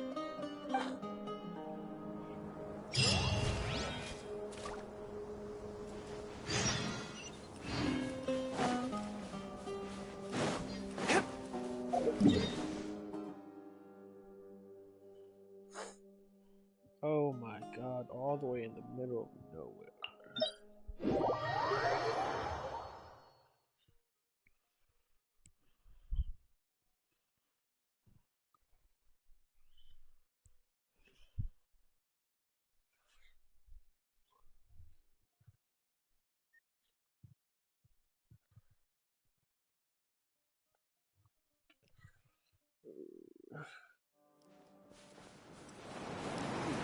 Wait.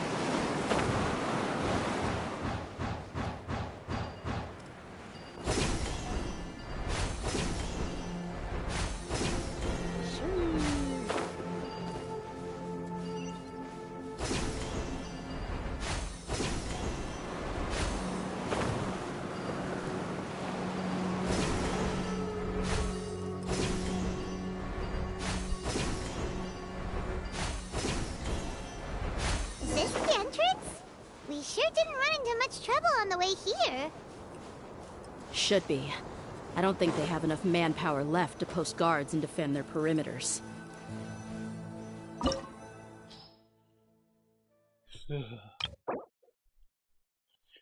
Bunches of nobodies.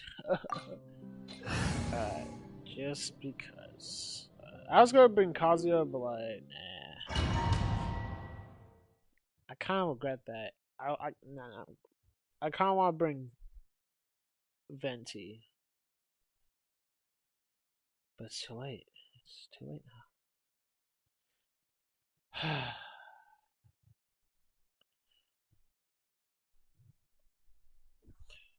Okay, what time is it? 9:50.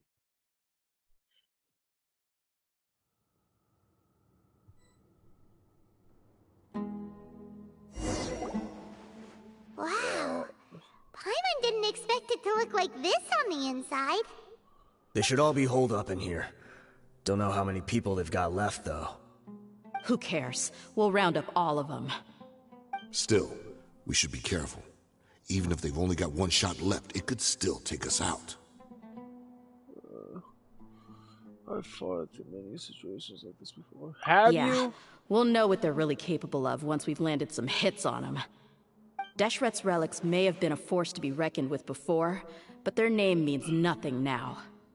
Yeah, they don't stand a chance with you here. I'll take the lead. I've been here once before. Oh, have you now? No,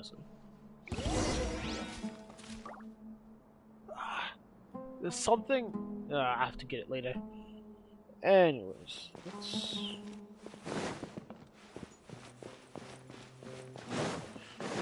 No!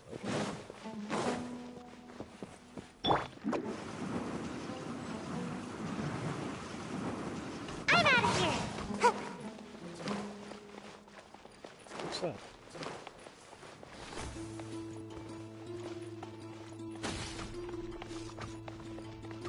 Oh, the fighting? Hold on. Nothing over here. Yeah. Check this out.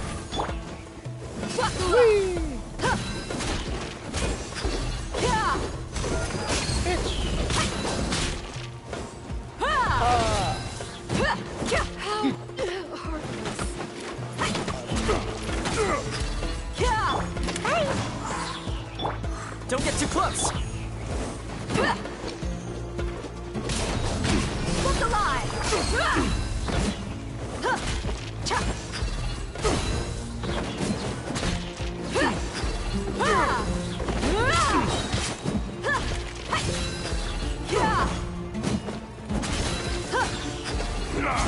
Rain outlines your fate. Let's get it on! Regret.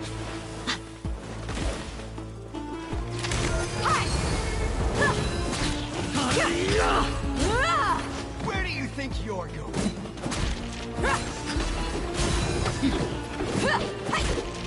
I'll take Buckle up! I'll be back.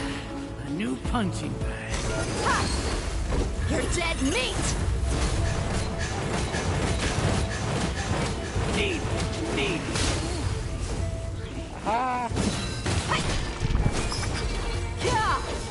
Take that! Welcome.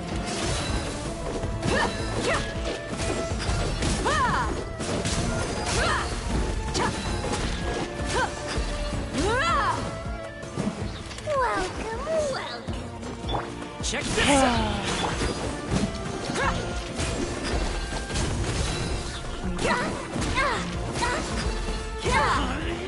Let's get it on!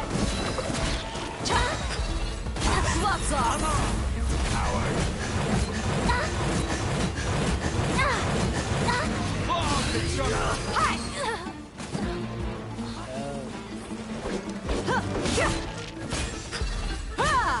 Don't get too close! Buckle up! I'll be back!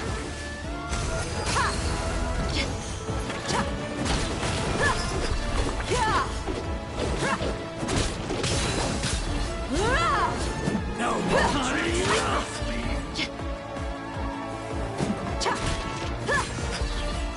Let's get it on!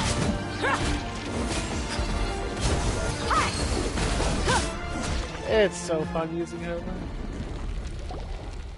This way, follow me. We're almost there. Wait!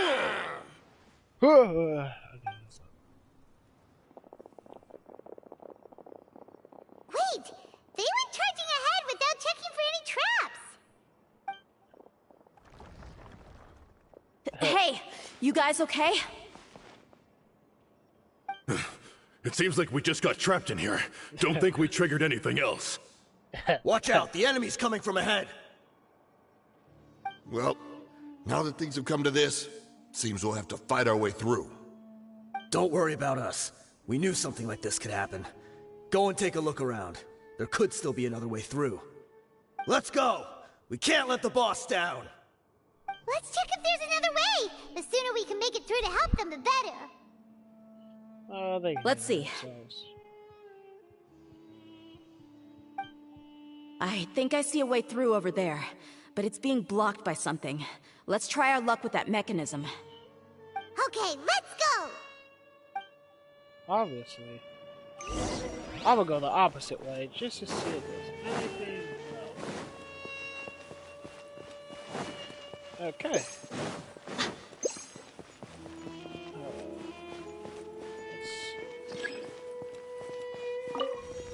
Wait, what did I just do?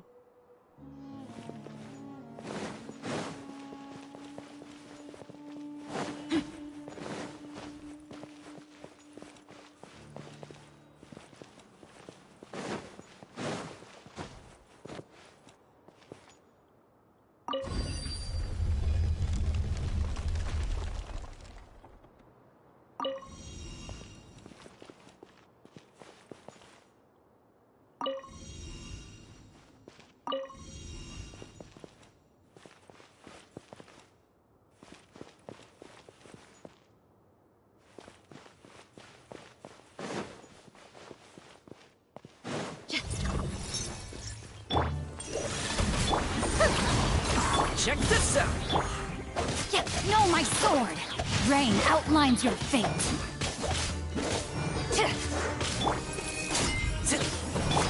Look alive!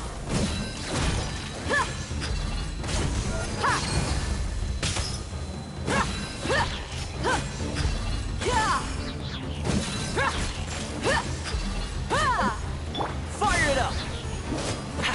No, my sword!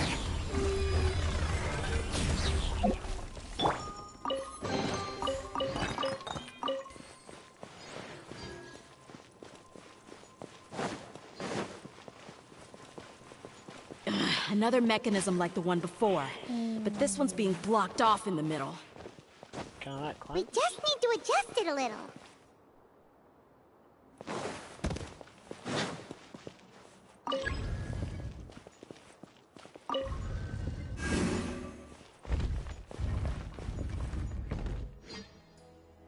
Oh, okay.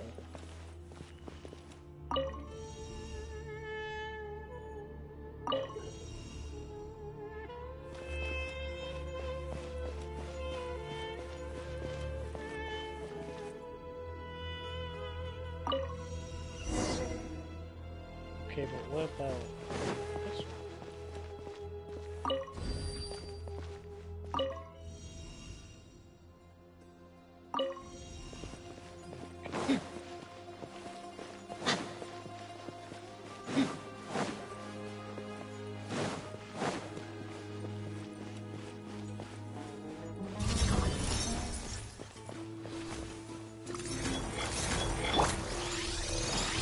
Don't get too close! I got you covered! Buckle up! You asked for it!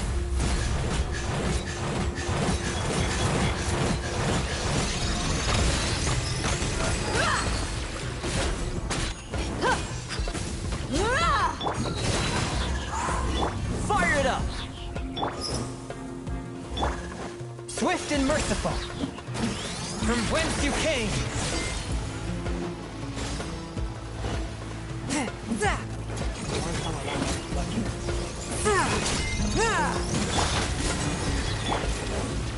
Look alive! Forth, my blade!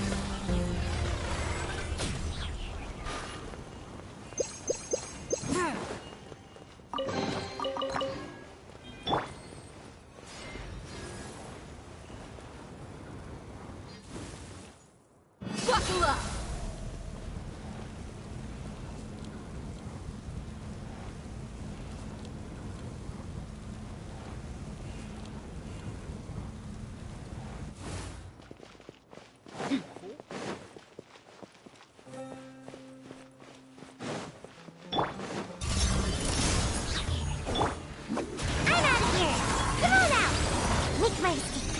Swift and merciful! But how? Let's get it on!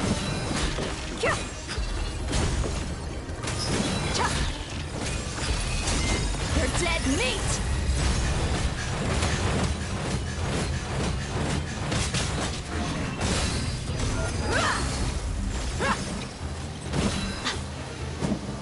Wait, so that's okay. So basically, you can have this up to 100% fun. Look alive! Hi! I didn't mean to jump.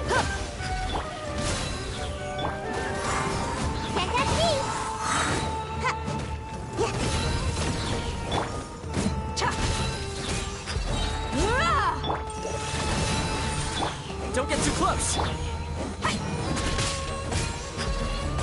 Let's get it on!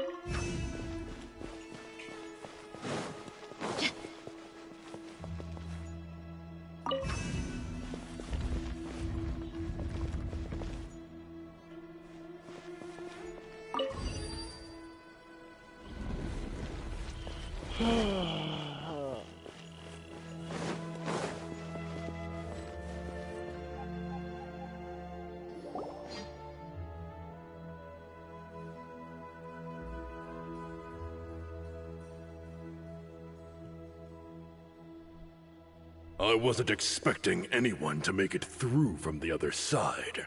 Initial? But as a desert dweller, I suppose we should be used to our folks defying all expectations. Don't waste your breath. You have nowhere to run. Run?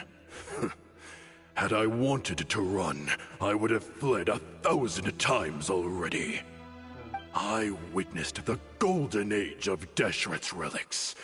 Even if I could leave this place behind, all that awaits me now are endless days of humiliation and ruin. Even now, my brothers and I still believe in one thing. The greatest should never live to remember their fall. So you want to go out in a blaze of glory? Let us draw our weapons! We will show them the true power King Deshret bestowed upon his followers. They are but two, while we hold within ourselves the entirety of the relic's glory. Wave 1, charge! Eliminate them! Where do you think you're? Away I go! A touch of frost. Take that!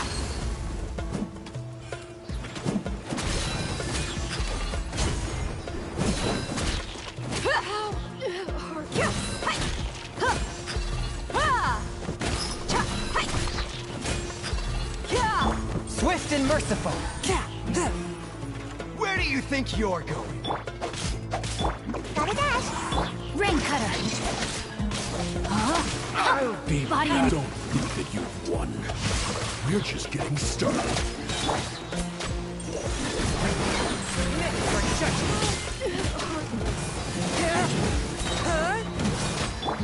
Let's get it on!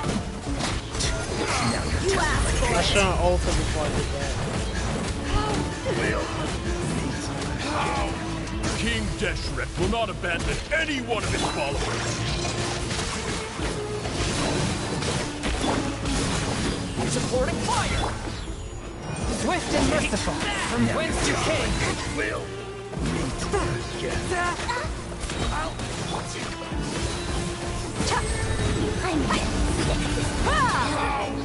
Brothers! This is where we prove our faith. You all just wanna die? None of us planned to place alive!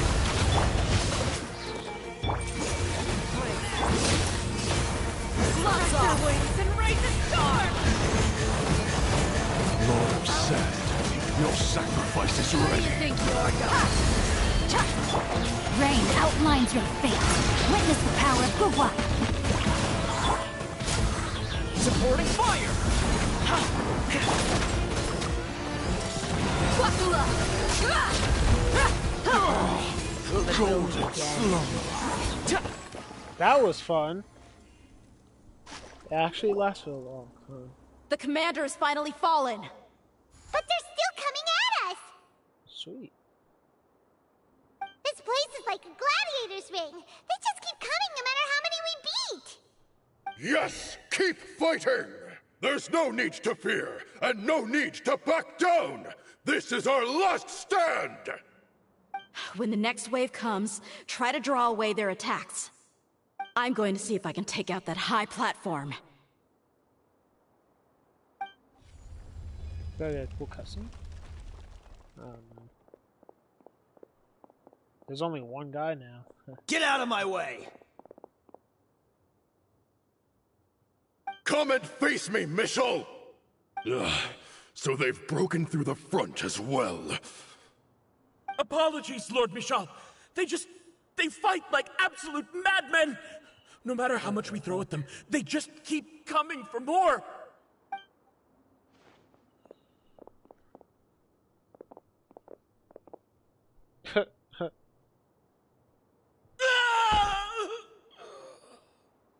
So, it would seem like this is the end.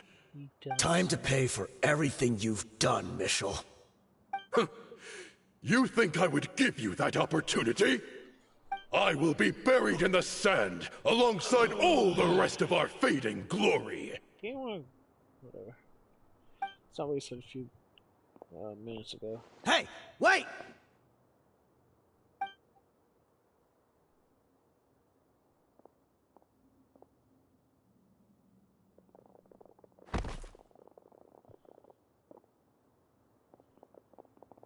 What the heck?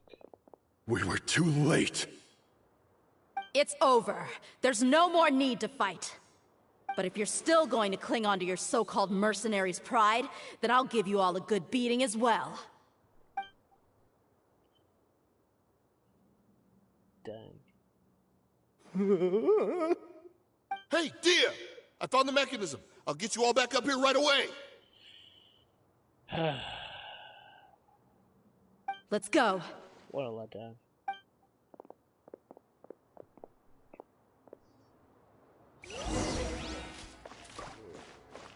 What a letdown that was.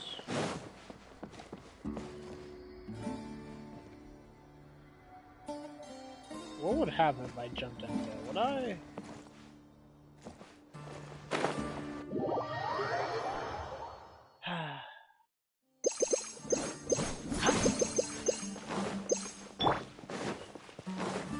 Why was I so tempted to do that? Knowing the consequences.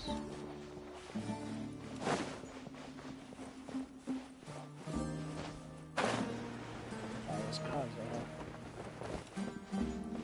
Probably get up there.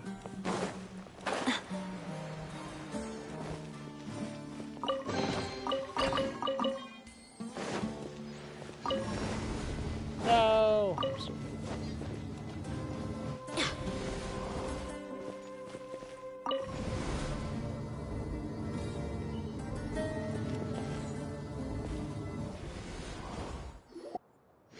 Who are you filthy rats? And why are you always pestering us? Who are you filthy rats? You call yourself a member of the infamous Deshret's relics, and you still can't even tell who's made it all the way to your headquarters? Who knows what intent a bunch of rats may have? We try to catch a couple, and you all just show up on the other side instead. How are we supposed to figure out what you're after? Hey, have you ever heard of a man by the name of Kusela? Why would I know? It's not like I'm in charge or anything. This is your last chance to talk. Hey, I said I don't know anything. I'm just an average member here. I'm telling the truth. If you're here to find someone, why don't you look through the records yourselves? Who can remember every name and face with so many people coming in and out every day? The irony. His life became a light for so many, yet to others, it wasn't even worth remembering. Where's the records room? Answer me!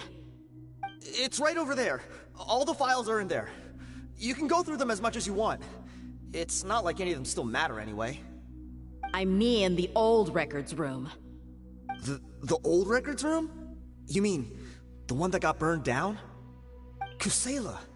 Ah, yeah, I remember him now. The guy who could hardly walk. Watch your mouth.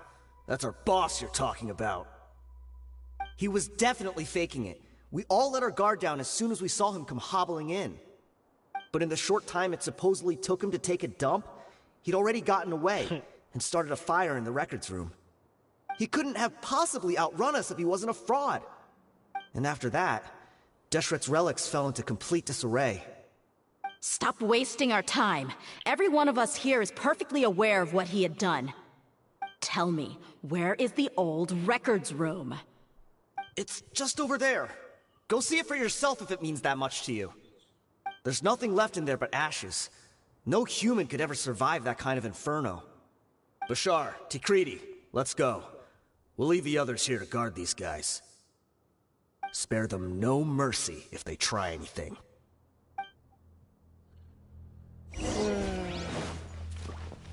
Book alive! Cool.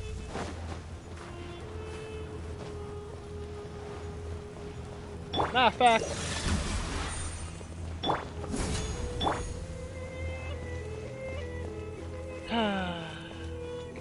where else am I going to? That's proper.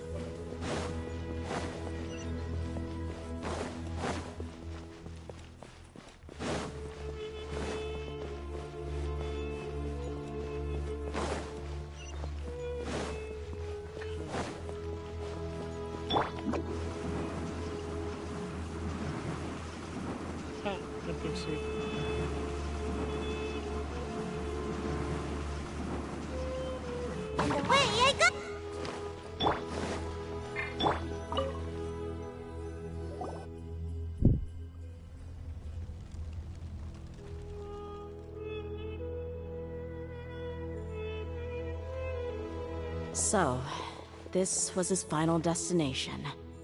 How did he do it? Getting past all the guards with a limp and sneaking in here to start a fire? If he was nimble enough to do that, then he must have been able to get out of here after starting the fire, right? Dehya. I'm sorry. I know it's just wishful thinking. Let's look around. Maybe we can find something that's been left behind.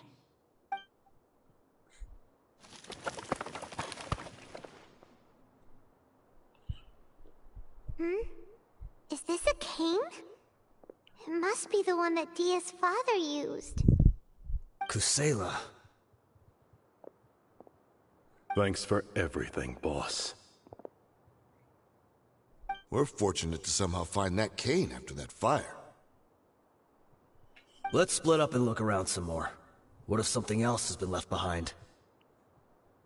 But what else could survive a fire like that?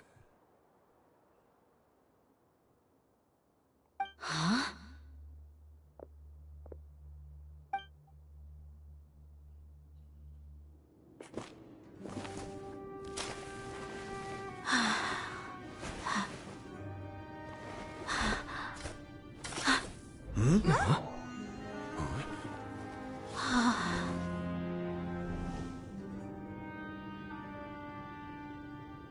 Thought so. Wait! Isn't that the toy sword you played with as a child?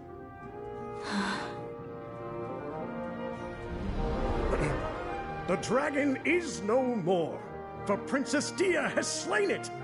Its head now hangs above the city gates. Her bravery has brought eternal peace and prosperity to us all. Dehya, come on. This is the most important line. You can do it. But Dehya, you defeated the dragon. Everyone's waiting for your speech. Still too shy, huh? All right, I'll do it. I hereby proclaim our victory. Evil shall plague us no more!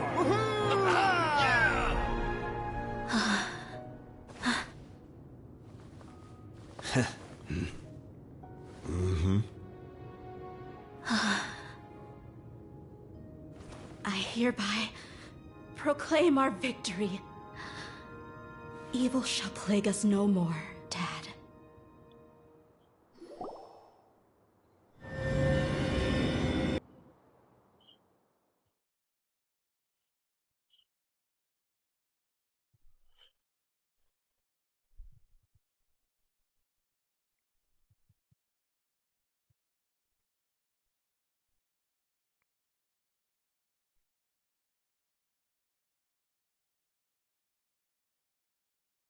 Storyquest.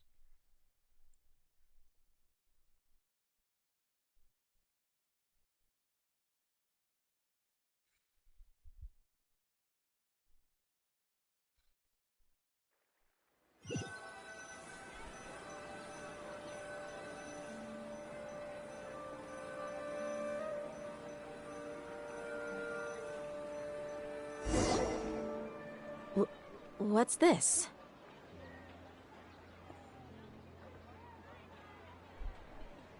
Don't you remember? You asked Paimon what she would do if she were to wake up tomorrow with loads of money. When did And she ask you Paimon that? said that she would get boatloads of tasty snacks. You looked super confused at the time, but said it was an adorable thing to say. These opportunities don't come by often. So today, Paimon's gonna treat you to a special crash course on Paimon's life philosophy. Hey, this way you get something from the both of us for the price of one. Anyway, the point is that you should eat to your heart's content. You'll feel better for sure once you've gotten something in your tummy. Dunyarzad will also be here shortly. She's already heard that we're back. Aw, thanks you two. Honestly, this is very unlike me. I just had a lot on my mind on our way back, so I didn't know what to say. My chest was filled with all kinds of intense emotions. They just shook me even more than all the feelings we've shared during our previous adventures.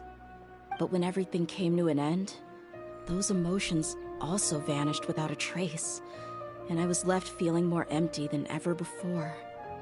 It was as if I'd lost the thing that was most important to me. Yeah, you're right. To many mercenaries, Mora is the most important thing in the world.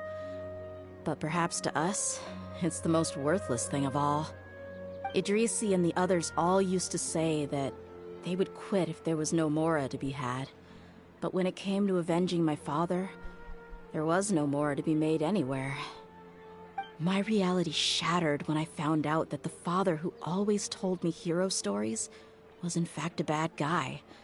But look at me now. Am I any different? Despite all my promises about never forgiving him and never trying to understand him, I still went to such lengths to find out the truth, and nearly even shed tears for his sake. We're hypocrites, all of us.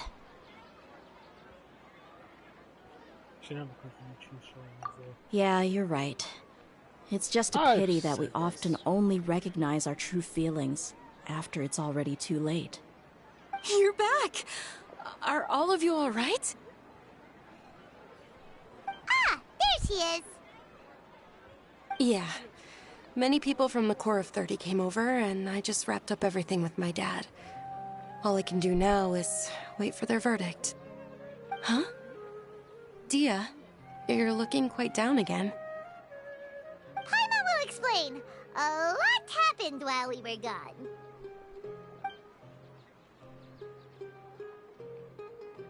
I'm sorry. I really should have controlled my emotions better. I just... It's all right, my lady. You were hurt by all of this as well. Truth be told, I'm starting to feel a little guilty watching you cry like this. But Dehya, your pain must be even worse. You shouldn't need to comfort me. Hey, don't worry about me. If anything, This whole thing has finally shown me the difference between illusion and reality. My father probably thought that people could settle into new lives as long as they moved to a new environment. That thought has even crossed my mind a few times. It's like saying, what's wrong with adapting to a new life? However, there was always something deep within my mind that refused to accept it. This impulse brought me great turmoil, and even made me feel ashamed for turning my back on your father's kindness. But now that I consider it again, it all makes sense. The desert sands are a part of who I am, and I will never be able to lead a peaceful existence. I understand how you feel. That doesn't mean I won't be making any changes to my life, though. As an example, I'm now thinking about taking on some small odd jobs. It's just like Idrisi said. I also want to catch up to my father and become a character in his play. Even if the ending of the story may be childish and ridiculous, it won't really matter. Isn't that neat, though? Oh, you'll be a whole new kind of mercenary, one that's not out for Mora. Why don't we go for a change of scenery once we finish eating? What about stopping by the Grand Bazaar again? Right. You said you wanted to get a rug for your family. We'll come along too. It's always more fun when it is. I can't thank you enough for taking care of me this entire time.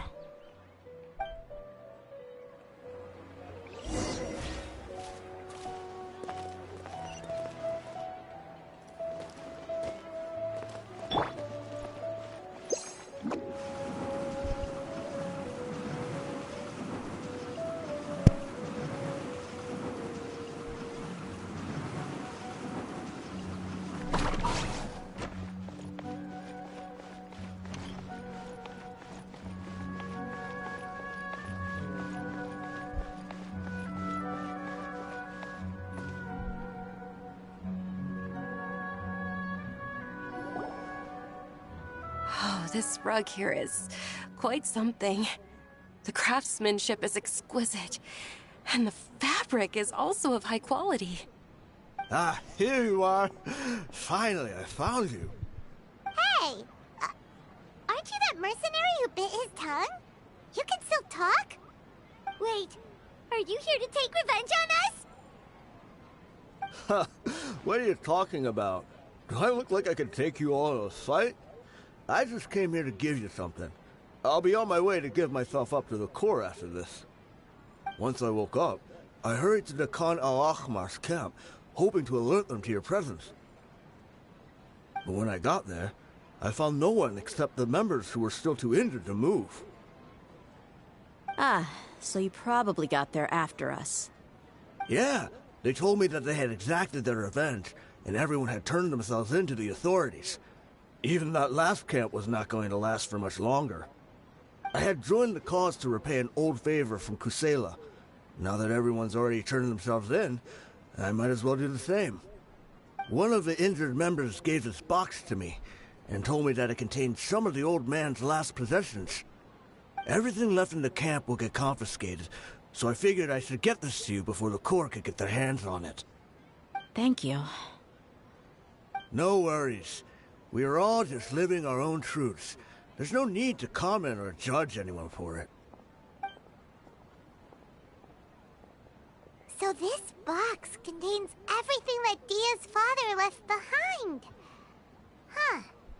It feels lighter than expected.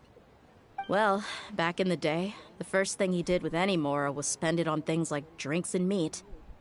But let's see what's inside. What's this? It's just a bunch of junk. Ugh, it kinda stinks. Perhaps it's just been left unopened for too long. A handwritten copy of a storybook. The paper's already yellowed, and it looks like it's about to fall apart. It was against the Academia's rules to possess books for personal use. If he was going to break that rule, he could have at least copied something useful. That probably means this was really important to him. Ah, and here are a few bags of children's snacks. The packaging's completely deteriorated. Maybe that's where the smell was coming from. Did he get those for you? Yeah, but here's the thing, though. Even when I was a child, I was never a fan of these kinds of snacks. He'd always say that he got them for me, but in the end, he always ate more than I ever did. Who even leaves snacks in a box like this anyway? Isn't that just common sense? Forget it. Let me see what else is in here.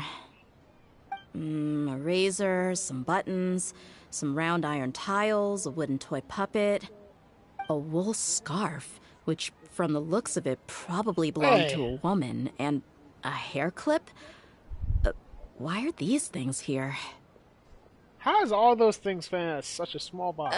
I'm suddenly feeling a little scared. I'm sorry, my lady, but this is just the kind of man he was. He probably saw this box as some kind of personal trash heap and dumped any and everything in there. Stuff from your past. So you had when you was a kid, your mother, and I guess his studies from the academia.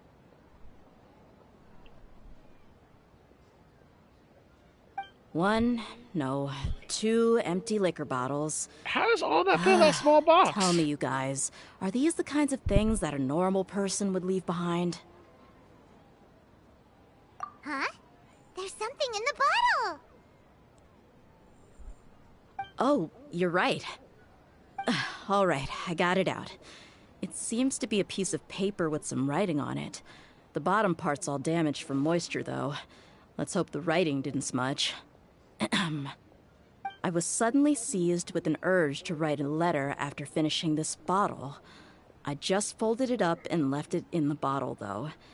If I end up forgetting about it, it won't really matter. To Dehya. It's a letter for me?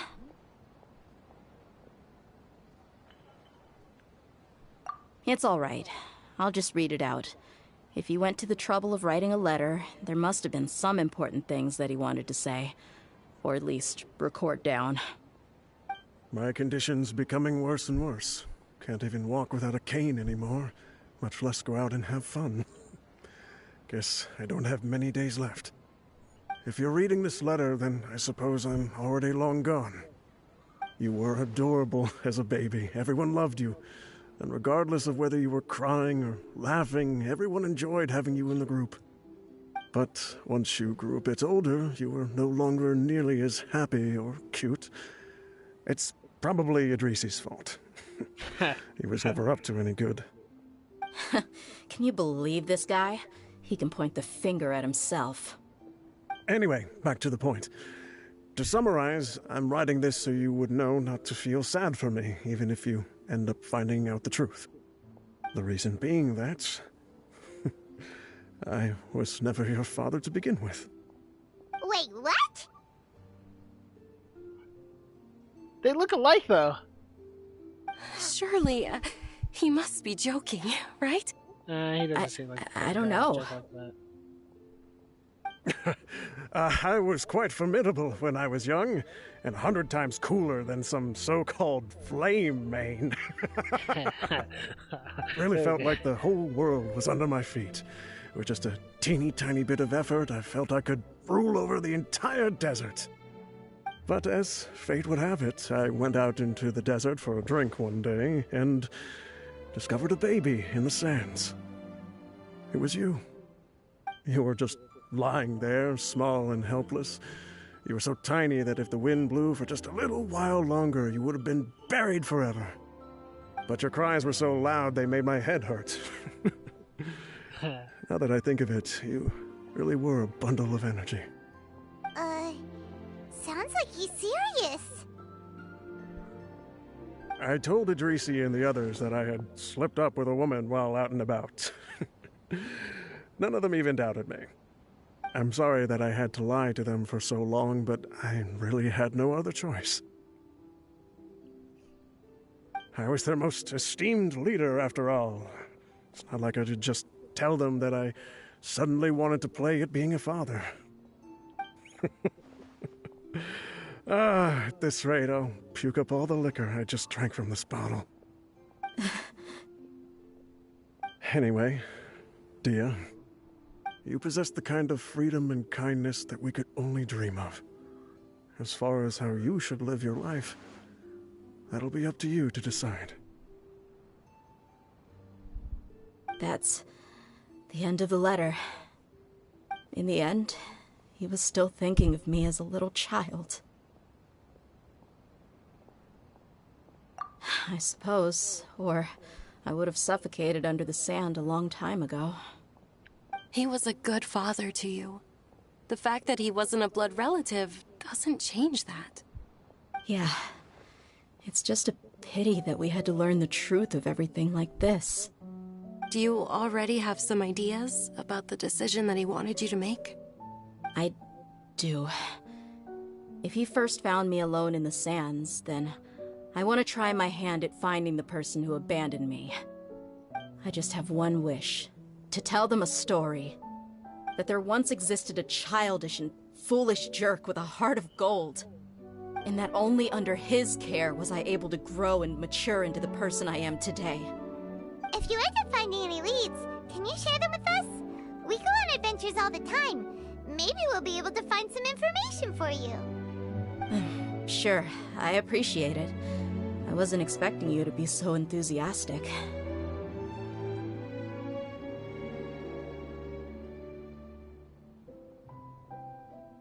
I'll help too. Thank you. All of you. Thank you so much. My life has certainly had its twists and turns, but I've always considered myself lucky. Because no matter where I've gone, I've always been surrounded by incredible kindness. That's a good story quest.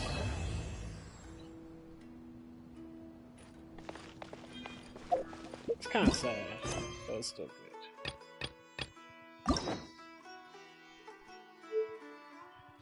I got this.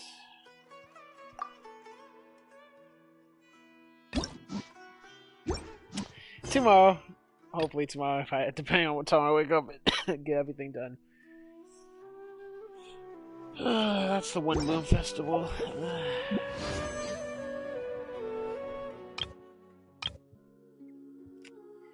It'd be really nice if I get the Claymore.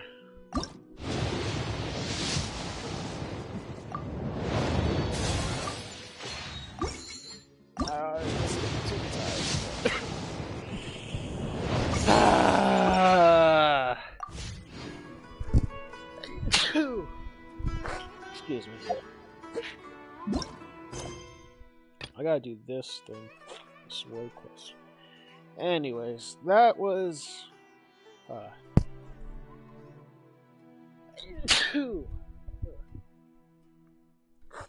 sorry. That was the All Conquest and the Storyquest. They both were good.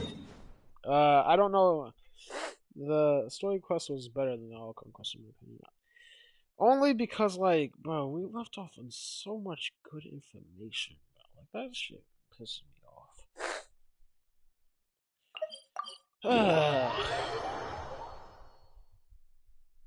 But yeah, this was a good stream. I wish I had those people here to talk to, watch. I'm out of here. But yeah, thank you everyone for coming, watching. Leave a like, comment down below, subscribe. And I'll see you guys in the next one. Bye everyone.